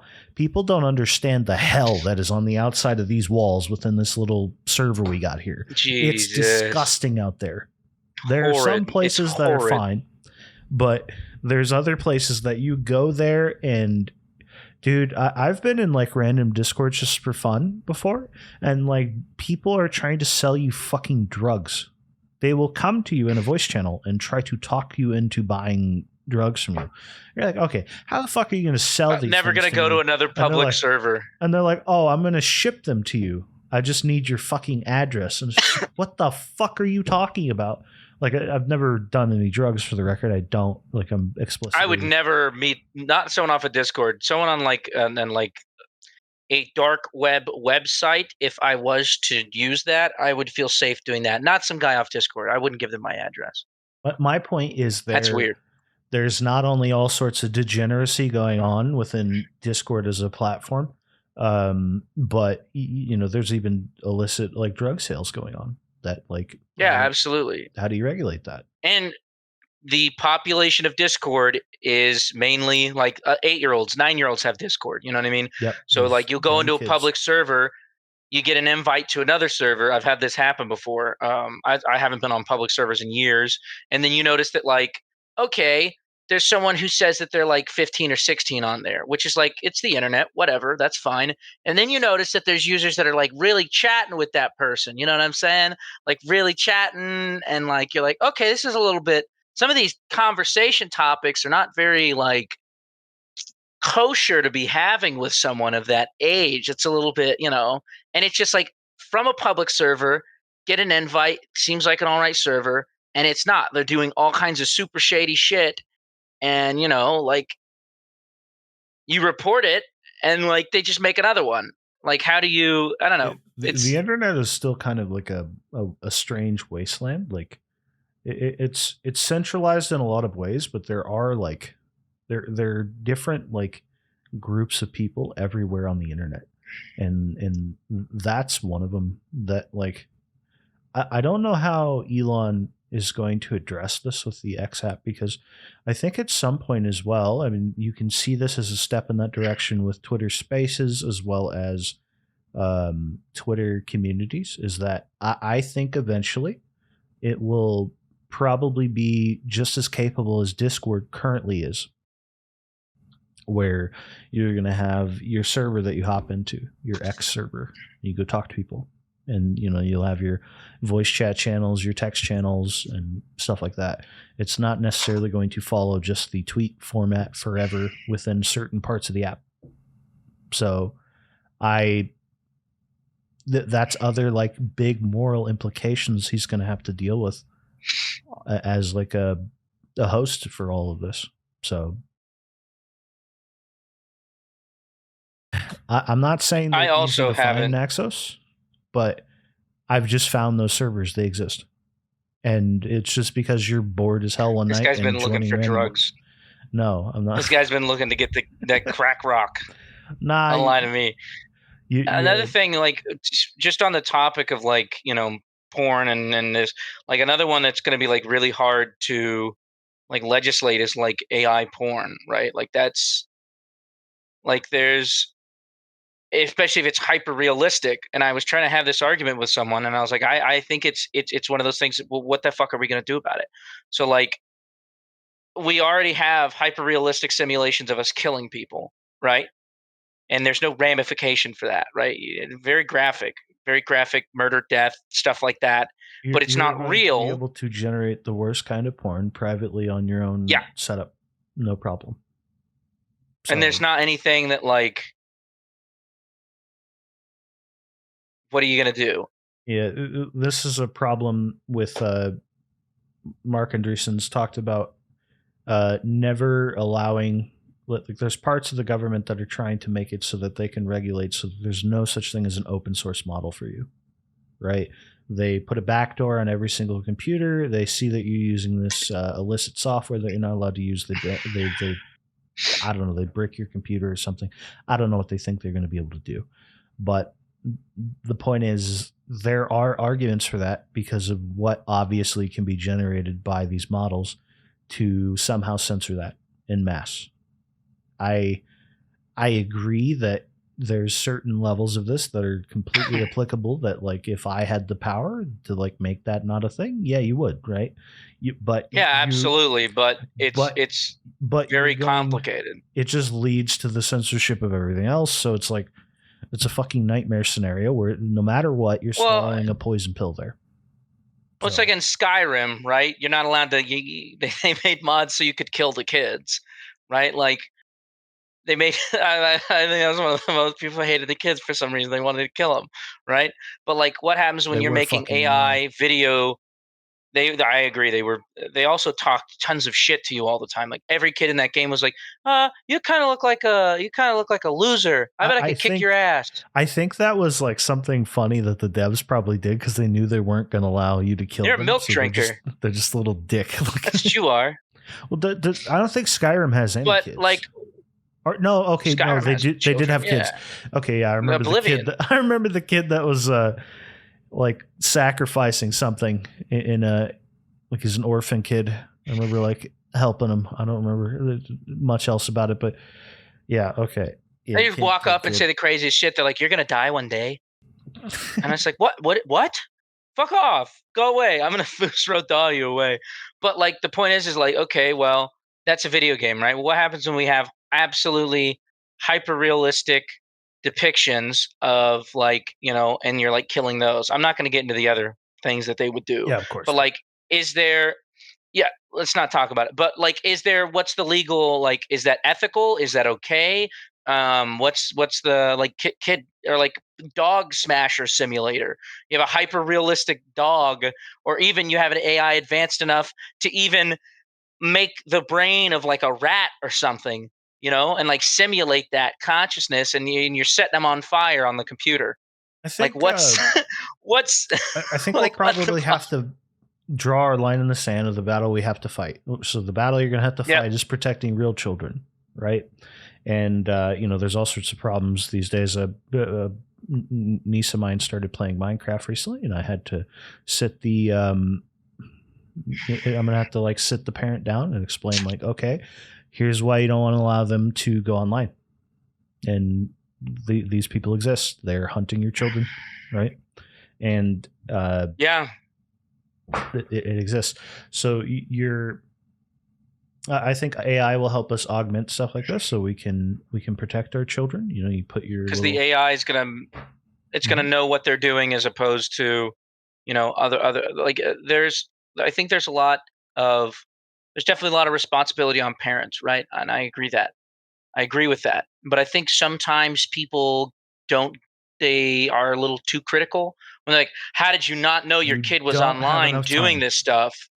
It's like, they don't have enough time for that. Okay, there could be a school on someone else's phone. Oh, or they should do this, or they shouldn't allow. What, are you just not going to let them have electronics at all? And then they're the outcast, and then they get depressed because everyone makes fun of them. And the other thing is, a lot of adults, don't have time to understand how this shit works. Right? They don't have time. They're like, oh, Skype, that's like Zoom. Discord's like Zoom. They're not going to think there's a 40-year-old man on the work Zoom that's trying to like convince my child to meet them in public, right? That's not something that like some millennials and stuff are not really like up to snuff on that stuff. So definitely, I think parents need to be more involved. I think AI could really help with that level of involvement and understanding what's going on. There's some privacy concerns as well, but then again, children aren't necessarily Well, um, privacy concerns go out of seen the the. same way This is why there's for moral kids. implications for creating extremely powerful local models, is because the privacy concerns are gone the second you can make a very, like, if you could get GPT-4 to monitor things on your own device, like local, there's no security issues there in a closed loop system. So the data is local. So all the things that it's examining outgoing from your child and incoming to your child, you get a fucking alert. And there are already some hard-coded solutions to this that are monitoring your kids if you want it to. There's I forget the app's name, but They have them. there's a bunch of them that are like coming up now, and this is a real thing that needs to be done. You need to, because there are fucked up people out there who are trying to like mess with your kids, and this is every layer of technology is going to have to. We don't need to nerf the internet, but we do need to have mechanisms for you as a parent to protect your kids, because a lot of it might not even be people nefariously trying to go after kids, right? Like, if me and a couple of my friends are in a server, right, and we're just posting shit that, let's say a kid shouldn't see, or we're talking about stuff that like is not an appropriate conversation for a 12-year-old. We don't know they're a 12-year-old. No one, you know what I'm saying? And they're just consuming that information on Twitter, right? Getting links to all these OnlyFans models. And since they're always the top reply, if you're like a 13-year-old on Twitter and you see that there's all these people arguing, and you click on the one that's the verified model, then immediately, you're immediately linked. You're what do they call it, the what do they call it, for the pipeline? They like using the pipeline when they're talking about right-wing spheres. The porn pipeline is the biggest fucking pipeline there is. You want to talk about like the alt-right pipeline, the pipeline to like porn and gore on the internet. It's not even a pipeline, it's a door that's open. There's no hinges. There are people that keep countdowns for certain TikTok stars for when they'll turn 18. Yeah, this is real. They're waiting for their OnlyFans drop. At least they're waiting. Yeah, others aren't waiting. They're less patient. But less patient. The point Still is, bad. The point is there's a ton Jesus of like Christ. that pipeline exists for real, and these young women, and I don't know the degrees that's happening to young boys, but there's probably a lot of grooming going on with them as well. But with like I would young girls absolutely especially, say they that are absolutely targeted by like people that are doing this, and they're getting them to do whatever. And you also get weird fucked up, like, so there's a lot of OnlyFans stories of like people getting blackmailed just because it's the internet and I can do whatever I want to you from a distance. You don't know me. And this is all like a big this is all a big deal to work with. And it ultimately adds to the argument that we're going to need layers of AI that can help us fix some of these fucking problems. It's super fucking hypocritical because look at the amount of ridiculous legislation that's gone on for cigarette tobacco companies. Like, oh, Mango, that's targeting children. Only children like peppermint, right? Okay, you want to talk about someone who's and you talk about I don't know how it's affecting young boys. I'll tell you exactly how it's affecting young boys. It's the same exact shit tobacco companies did times a fucking 1,000. They're definitely getting groomed into consuming and purchasing pornography. That's what's happening to young boys on the internet. Okay, take Twitch for example. All the cool streamers are on there. It's about video games. Boom. Then there's all this sexual stuff going on. So maybe the girls are They more literally like, advertise Fansly on Twitch. yeah. And Fansly what's is the an average audience age? Yeah, probably 13, something like that. Okay. Do you think that they would let them advertise cigarettes on Twitch? No, they fucking would not. Because why would they say no? Because they're trying to groom kids into smoking fucking cigarettes. And you'd see all kinds of outrage, right? All kinds. It's bullshit. Keep the same fucking attitude. And you can be like, oh, well, you just hate whatever. No. Why are kids not allowed to smoke cigarettes? Because the legal age. That's the only reason. If the legal age was 12, 12-year-olds would be smoking cigarettes. That's all there is to it, right? That's all there is to it. So the reason they're not allowed to advertise to kids is because they are not in the legal demographic of people who can consume that product. That's why they get in trouble for it. Now, are 14-year-old boys in the legal demographic of those who can consume pornography? No. And that's all there is to it. That there's no ethical argument. None of that matters. Letter of the fucking law. Well, you are advertising to people who are not in your legal demographic. The ultimate problem there as well is that digital stuff can just be delivered ad infinitum. It's just infinity. It's just a bunch of electrons, right? So there's no need. It's not the same as like stopping kids from underage drinking, right? So underage pornography usage is rampant. It's really bad.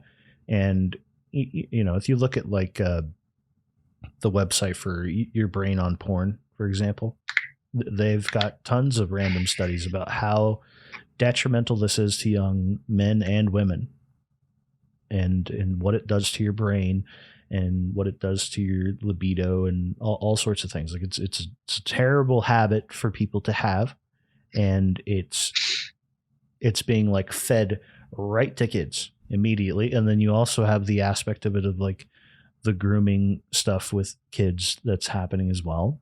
The TikTok to OnlyFans pipeline. Just so reiterating on all of our like topic here, you basically have a fancy bow of like everyone's being completely over sexualized, and there are heavy implications of like what AI is going to do with that on the bad end.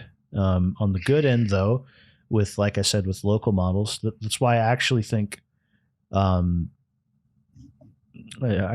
quote Mark Andreessen a lot, because he's a venture capitalist who's been very outspoken on accelerate AI as fast as possible. All of these large language model, foundational model producers, Anthropic, OpenAI, and the others, obviously, that, many to list, but they have agreed to no longer produce a local model that will be as capable as GPT-4. and that is because they're only seeing what could be bad about it. But if you could Right. optimize GPT-4 in its current state, you could probably build an app to protect kids, because it would very easily be able to tell when someone's an adult pretending to be someone, because there have even been older machine learning things where it could predict whether or not the writer was male or female with pretty high accuracy. A large language model such as GPT-4 is completely capable of predicting whether or not the person typing to your kid is a fucking adult very quickly, because it you're not perfect. You're going to slip up and use something and, target your kid. But during that process, they're going to say something where the model is going to realize that that is not a child, and it's going to warn you about it. Hey, and then, if you get to the point where the systems get extremely capable, it points out who the guy is because it finds him, and there you go. You submit that to the authorities, and there could be, basically the potential is that we head towards a scenario where large language models on a local level being extremely large or extremely capable in what they can do, it is a possible moral good for applications like we're talking about here, where it's going to protect us from ourselves, humanity, right? We're going to have a lot of defensive systems that we can set up locally that we don't have privacy concerns about, because you're not sending anything to a server. It's just reading stuff and outputting the tokens. Mm-hmm. And then with the software stack, you get your alert, and you tell your kid, hey, you gotta leave that Minecraft server. It's a big problem. And there's no other solution that I can see for things like this. Obviously, we don't want the future of children to be so coddled that they don't know any bad, but no, I agree with this as well. You don't want bad things to happen to them, for sure. In that way, we're that's a life-changing event for you. Is one of the bad ones. It's not Kick, the streaming website, but the app Kick was a teen texting app. That one was horrible for kids. I heard nothing but horror stories from people about that, where that's because that's when I was the not gonna say too much, but when I was just a wee lad, there was all kinds of shit that I absolutely traumatized. 100%. And I was very under. I was 13, 14, you know what I mean? using Kick, because it was a messaging app, I wasn't and there's just all these horrible people on there doing all kinds of horrible shit. I think that there's been a couple of cases of people bullying and blackmailing people into committing Sudoku via that app as well. There's a couple of pretty famous cases. This That's stuff that probably happening on should just get TikTok all the nuked. time, Kick too. should just get nuked. Kick should just be deleted. Nothing good has ever come. No one's discovered anything. No one's ever made any inventions. There's no advancements. We're not talking about the Society hasn't streaming app, for the benefited. record. We're talking Yeah, about we're talking chat about app. the KIK. KIK. So not great. Yeah. So that's basically my entire argument for why these people moralizing about this is actually dangerous, because the double-edged sword will always be there. There's always going to be issues with having GPT-4 plus capable models for people to use, but there was never, having a computer for someone with bad intentions is powerful enough, right? It's better to have a scenario where everyone continually gets equalized in what they can do.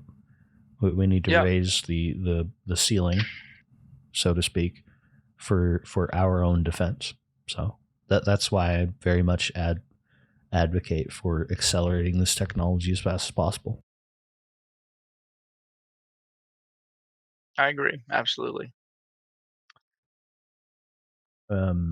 Yeah. I think that's pretty much all I have to say on that topic. Is just, as someone who experienced it firsthand, because there were not those limitations, and obviously parents didn't know what was going on the internet. I just, and I turned out okay for the most part, right? For the most part, I'm not like too traumatized or whatever. But like, just because I turned out all right, or I don't have like whatever from all the stuff that I had seen as a young boy on the internet, doesn't mean that other people should have to experience that and go through that at that young of an age. I mean, eventually you're going to see everything under the sun, right? Like eventually you live long enough, you're on the internet, you're going to see everything. There's no arguing about that, right? There was a point in time where Twitter just like had tons of illicit images of kids that were up, and people would contact the accounts, they try to get them taken down, and then they were getting in trouble for it. Even the people who were in the videos were like, hey, you can't, what, why? And the Pornhub had the same issue, Yep. right? So if you're on the internet long enough, you'll see everything. It's a lot better if you're 18, 19, 20 and you're seeing something that's going to fuck you up for a while than if you're 12, 13 years old and you don't know how to conceptualize or contextualize that kind of stuff with the rest of the world, right? That's the point. Yeah. That's a pretty good way to point it out. But I by don't the think way, that's a hot take. I didn't think it was either. Just for like saying the obvious things, okay, sometimes, Johnny. But the that is another good thing about what Elon has done with X is that he censored a lot of that. The thing you're talking about with the child porn. Yep. There's a ton of it. Yeah, there was, I read some articles about how the rates of that and the rates of people seeing that just out and about on Twitter just like rapidly has just decreased Yeah, since massively. I've gone on, I've never seen anything like that. Not even like a thought in my mind. So I'm glad that he like did it because I only started using Twitter like within fucking this year. I think I had an account from a long I time ago, personally, but I'm not in the circle. Like I get rid of all sorts of images of that nature on Twitter because that's not what I'm using Twitter for, right? I consider it to be yeah, I sort of like clicked a, the not interested anytime anything illicit yeah. comes up. So I never personally ever saw any of that stuff on like Twitter, but there was apparently enough to where people were writing articles about it, and it was like, massive issues. Well, it's But apparently a that's the problem other with fucked up thing is Instagram if you're right gonna now, right? have, I don't know, It's either probably. I think it's Instagram. Yeah, there was like something about like sharing rings on there where they're Okay, that I can see because I don't think they give a shit what's going on in the direct messages. I don't think they care. So I could see that absolutely happening. But what I was going to say also is it's one thing to be exploited in that way, like that's horrific to have happen, but then to have it posted where everyone can. That's why, like, I think revenge porn is like really fucked up. Like, like if you put that stuff out there and like 5 years later, like you can't get a date because you put it out there, that's like one thing. But if you and like a partner made stuff or had pictures you sent to them and then that gets put everywhere, that's like just completely fucked up, completely wrong, especially if it's happening to someone who isn't of the age to even be producing that sort of material. And I think that there's just been a lack of corporations to, you know, do anything about it up until very, very recently. And now they're grandstanding their ethics, which just to me is fucking sickening because they've been profiting off of this shit for so long.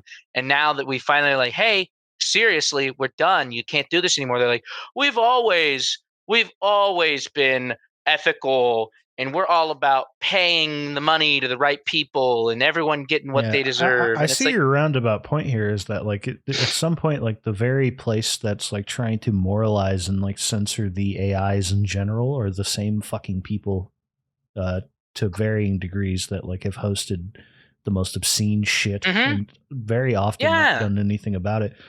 So it's kind of ironic when like the latest Facebook model starts fucking moralizing with you. I've tried it a few times, right? And It's it like your app literally like makes little girls depressed. Like there's so many fucking studies about how Instagram, right? Instagram Yeah, yeah. causes mass amounts of body dysmorphia, mental issues, anxiety. Like it literally fucks up the brains of, and I'm sure young boys as well. But the most of the research that I had was I did a report on it, but most of it was really targeting young women, and then for them to be like just to hear anything from Meta, Facebook, Instagram about any sort of social thing, I'm just like, go fuck yourself. Like, you're so How do full of you it. Don't think? pretend that you're. How do you think we use Go ahead. AI to like help with the social aspects of social media? Because we're probably like at the point where there's no turning off social media. It's too useful in the good ways that it is useful, but it's really bad for the things that it does to us. You know, Yeah. I mean, there's a billion and one. Like, maybe it's not the worst thing in the world to have a parasocial relationship with someone, but you definitely have like scenarios of, I mean, even like weird stuff like hustle culture is super big, where the big part that I do not like about Andrew Tate, beyond some of the things, but he says some good things. But one of the things that Well, you have to. Everyone in the public eye says things that are everyone's got some correct. good takes. Everyone. But the point is that there was a lot of like demoral, at least some of the stuff that especially with the older shit that was put out with him, where it's like make money at any cost, right? So you have he did. A large group of young men. He had no issue doing that. You have a large group of young men that are completely willing to make money in the most illicit way possible. And that's why you had crypto scams and stuff. I'm not saying that he was responsible for it in any way, but you generally had, like, hustle culture is a fucking problem where you throw your morals out the window for money completely. And there's some degree of like moral ambiguity with a lot of like money making methods, but some of them are still being promoted in that. And there's entire guides on how to do it. You name it. I mean, fuck, there's even weird people like, now you've got like the AI porn salesman. That's a thing. Oh yeah. Like they made the Reddit account for the girl, and then my thing on Andrew Tate is I don't give a shit if what he says is like you agree with or disagree with. He's a degenerate, and he's a piece of shit. And the way that he gained his money was degenerate, and also completely goes against his new faith. Let's put it that way as well. All of the money he has got, all the money that he has gotten is absolutely haram. It is not halal. And so for him to then proselytize that he's a Muslim is offensive. So what you're seeing with him, I just want to interrupt you, is that this is a common thing with like a lot of like past billionaires, like oil barons, right? Where their first like billion was made in the most illicit fucking way, and then they become this established person that's doing all these good things later on in life.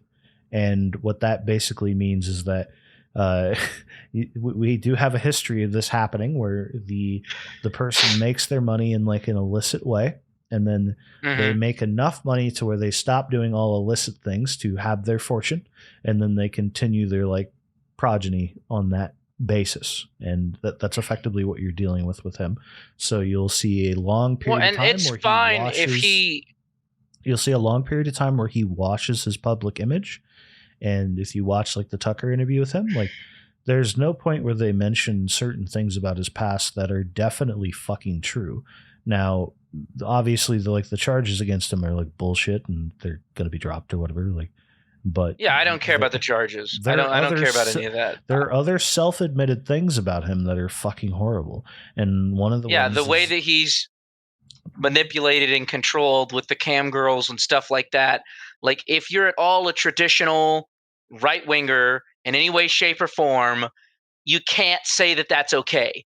You can't because they're like, oh, all these women, and we hate the porn industry and we hate OnlyFans girls, but we're going to look up to a guy who is completely profiting off of it and convincing them to get involved in that activity.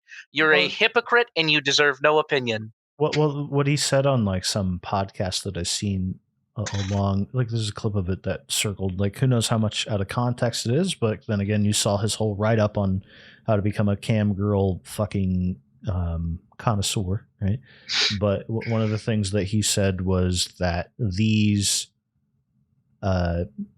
he'd basically get to the point where, oh, I need a flight to this place. I'm stuck.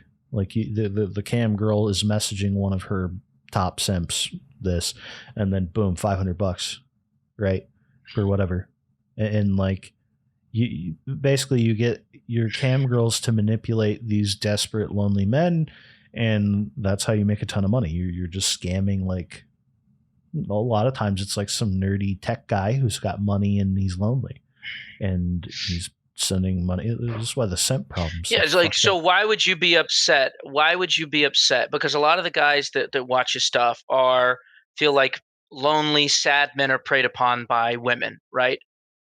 Like that's some of their feelings, is that like men are not allowed to be men anymore, blah blah blah. And then there's all these women out there that are just using us for money, such and such, right? So and then they're trying to reclaim masculinity, which is fine to reclaim your masculinity, because masculinity gets redefined and you have your own journey with that. And I'm not knocking that. I'm not knocking that at all. You have to be comfortable with who you are.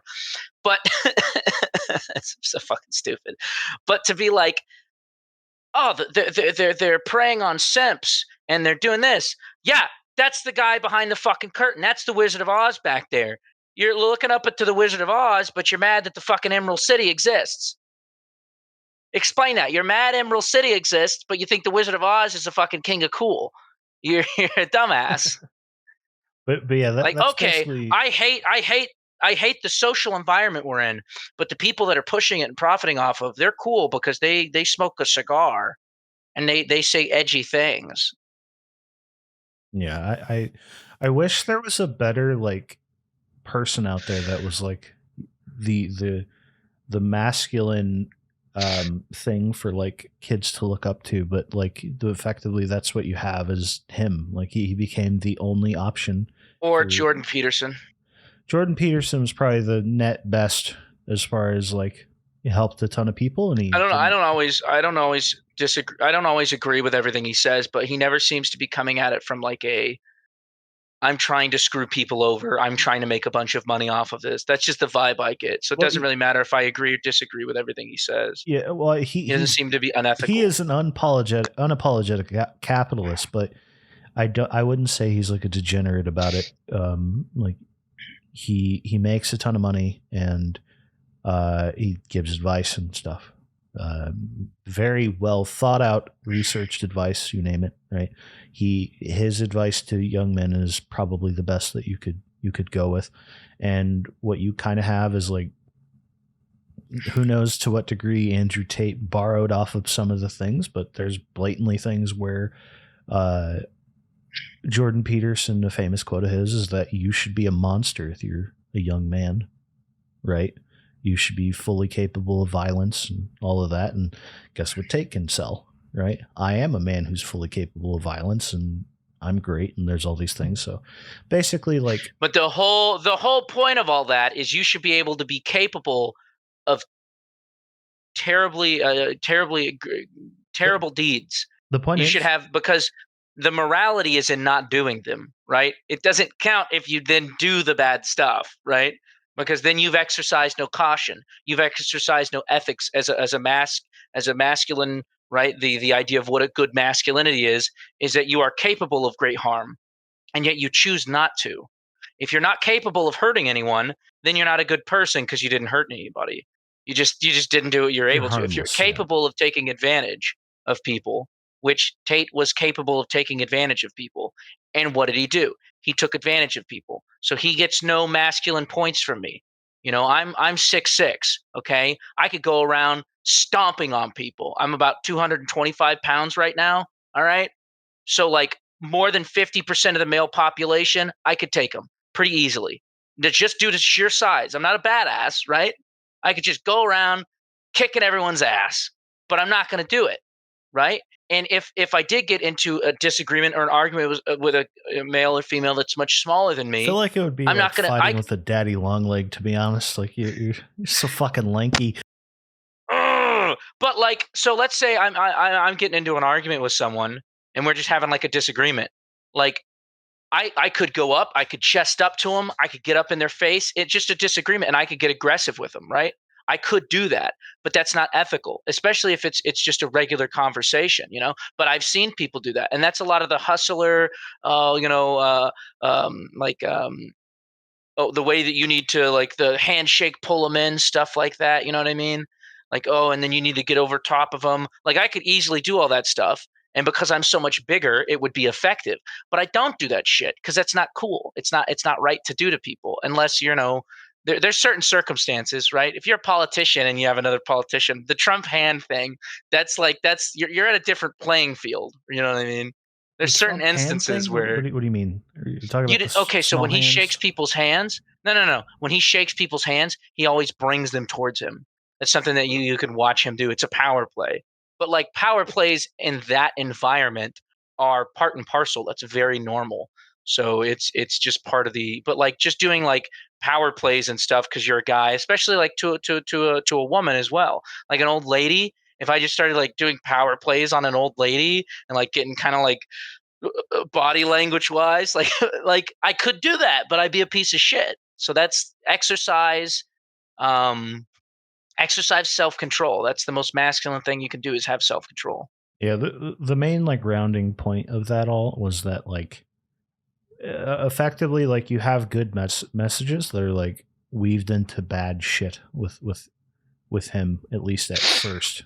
Uh now now you're just going to see him forever cleaning his image so that he looks Yeah, great forever, never, from here never. on out. And Yep. that's his opinions will still have an edge to them, but he's not going to like tell you how to start a cam business anymore. And Is some then of when his you're thing. like, but the problem then becomes when you're like, I have an issue with this figure. See, like Jordan, well, Andrew Tate will use him as an example. I have an issue with him, and they'll be like, okay, but what did you disagree with what he said? Because this is actually what he thinks, and then they'll like send you like a quote of him saying something that's like very normal, or like a very mild take that you can't really find a ton of issues with, like you shouldn't kill people for no reason. Well, what do you disagree with what he said? Huh? Are you saying that you disagree that you should kill people for random reasons? Because that's what Tate says. Like that's all you hear from anyone who's ever defending an ideologue on the internet, is they will take clips of what they said that are like the most milk toast fucking nominal take possible, and like, so you disagree with this then? Yeah, I think you can create models in the future, even now. To be honest, like there's a AI website that you can just go figure out all of Andrew Huberman.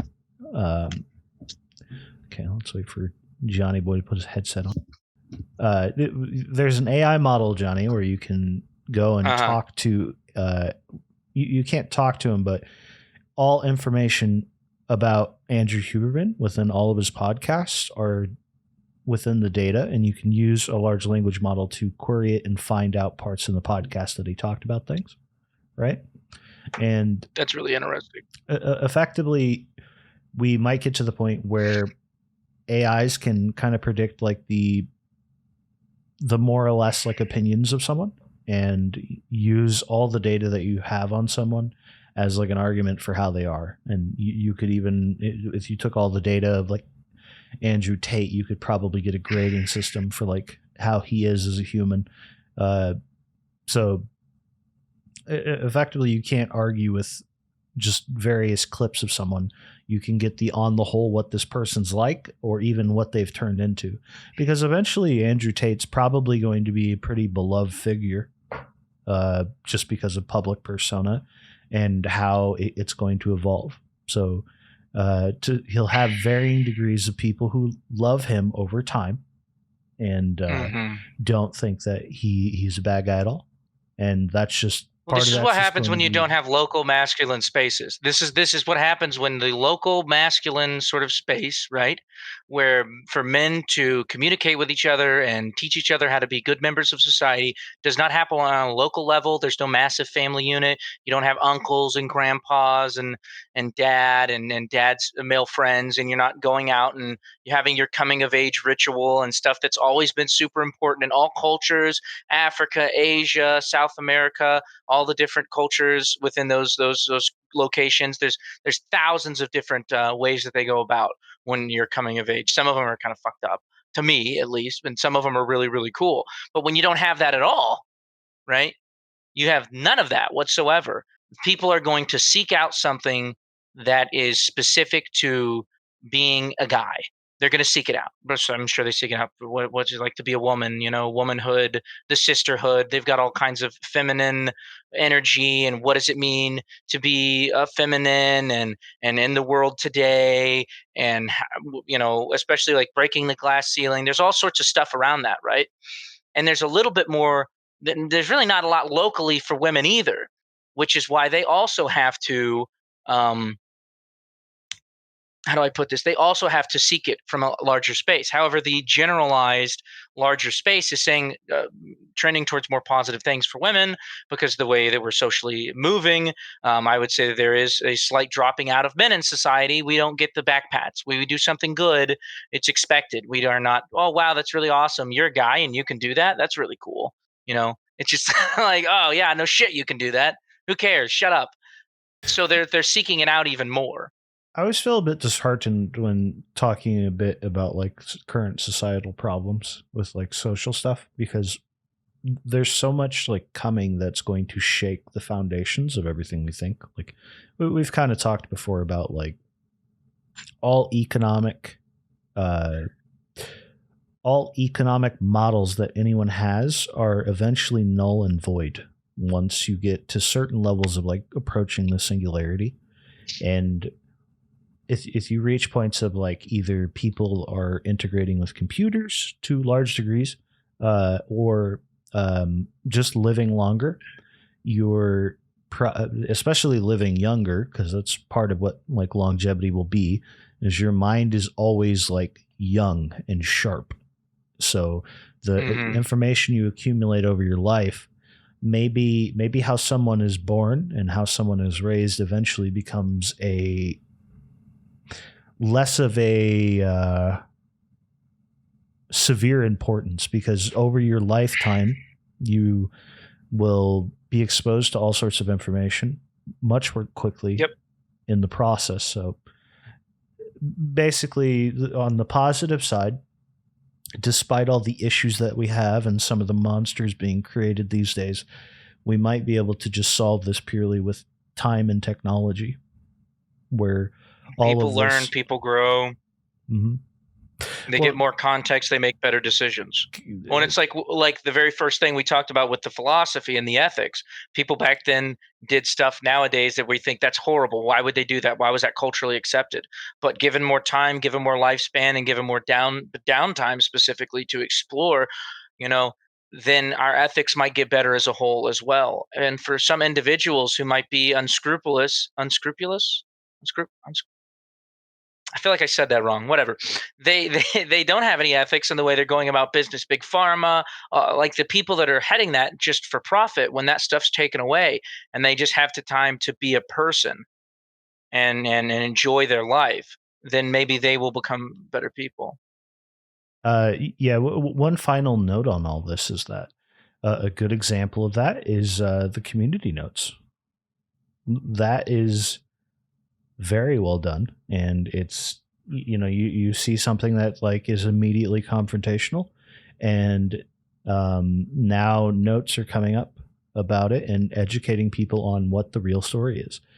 For example, the UFO girl, or not the UFO girl, the person that said that motherfucker's not human, on the plane. Yeah. People are like, what was up with that? So that lady came out, and it turns out that it was some family member or something like that, and she's basically insulting him, like, that motherfucker's not human, something to that effect.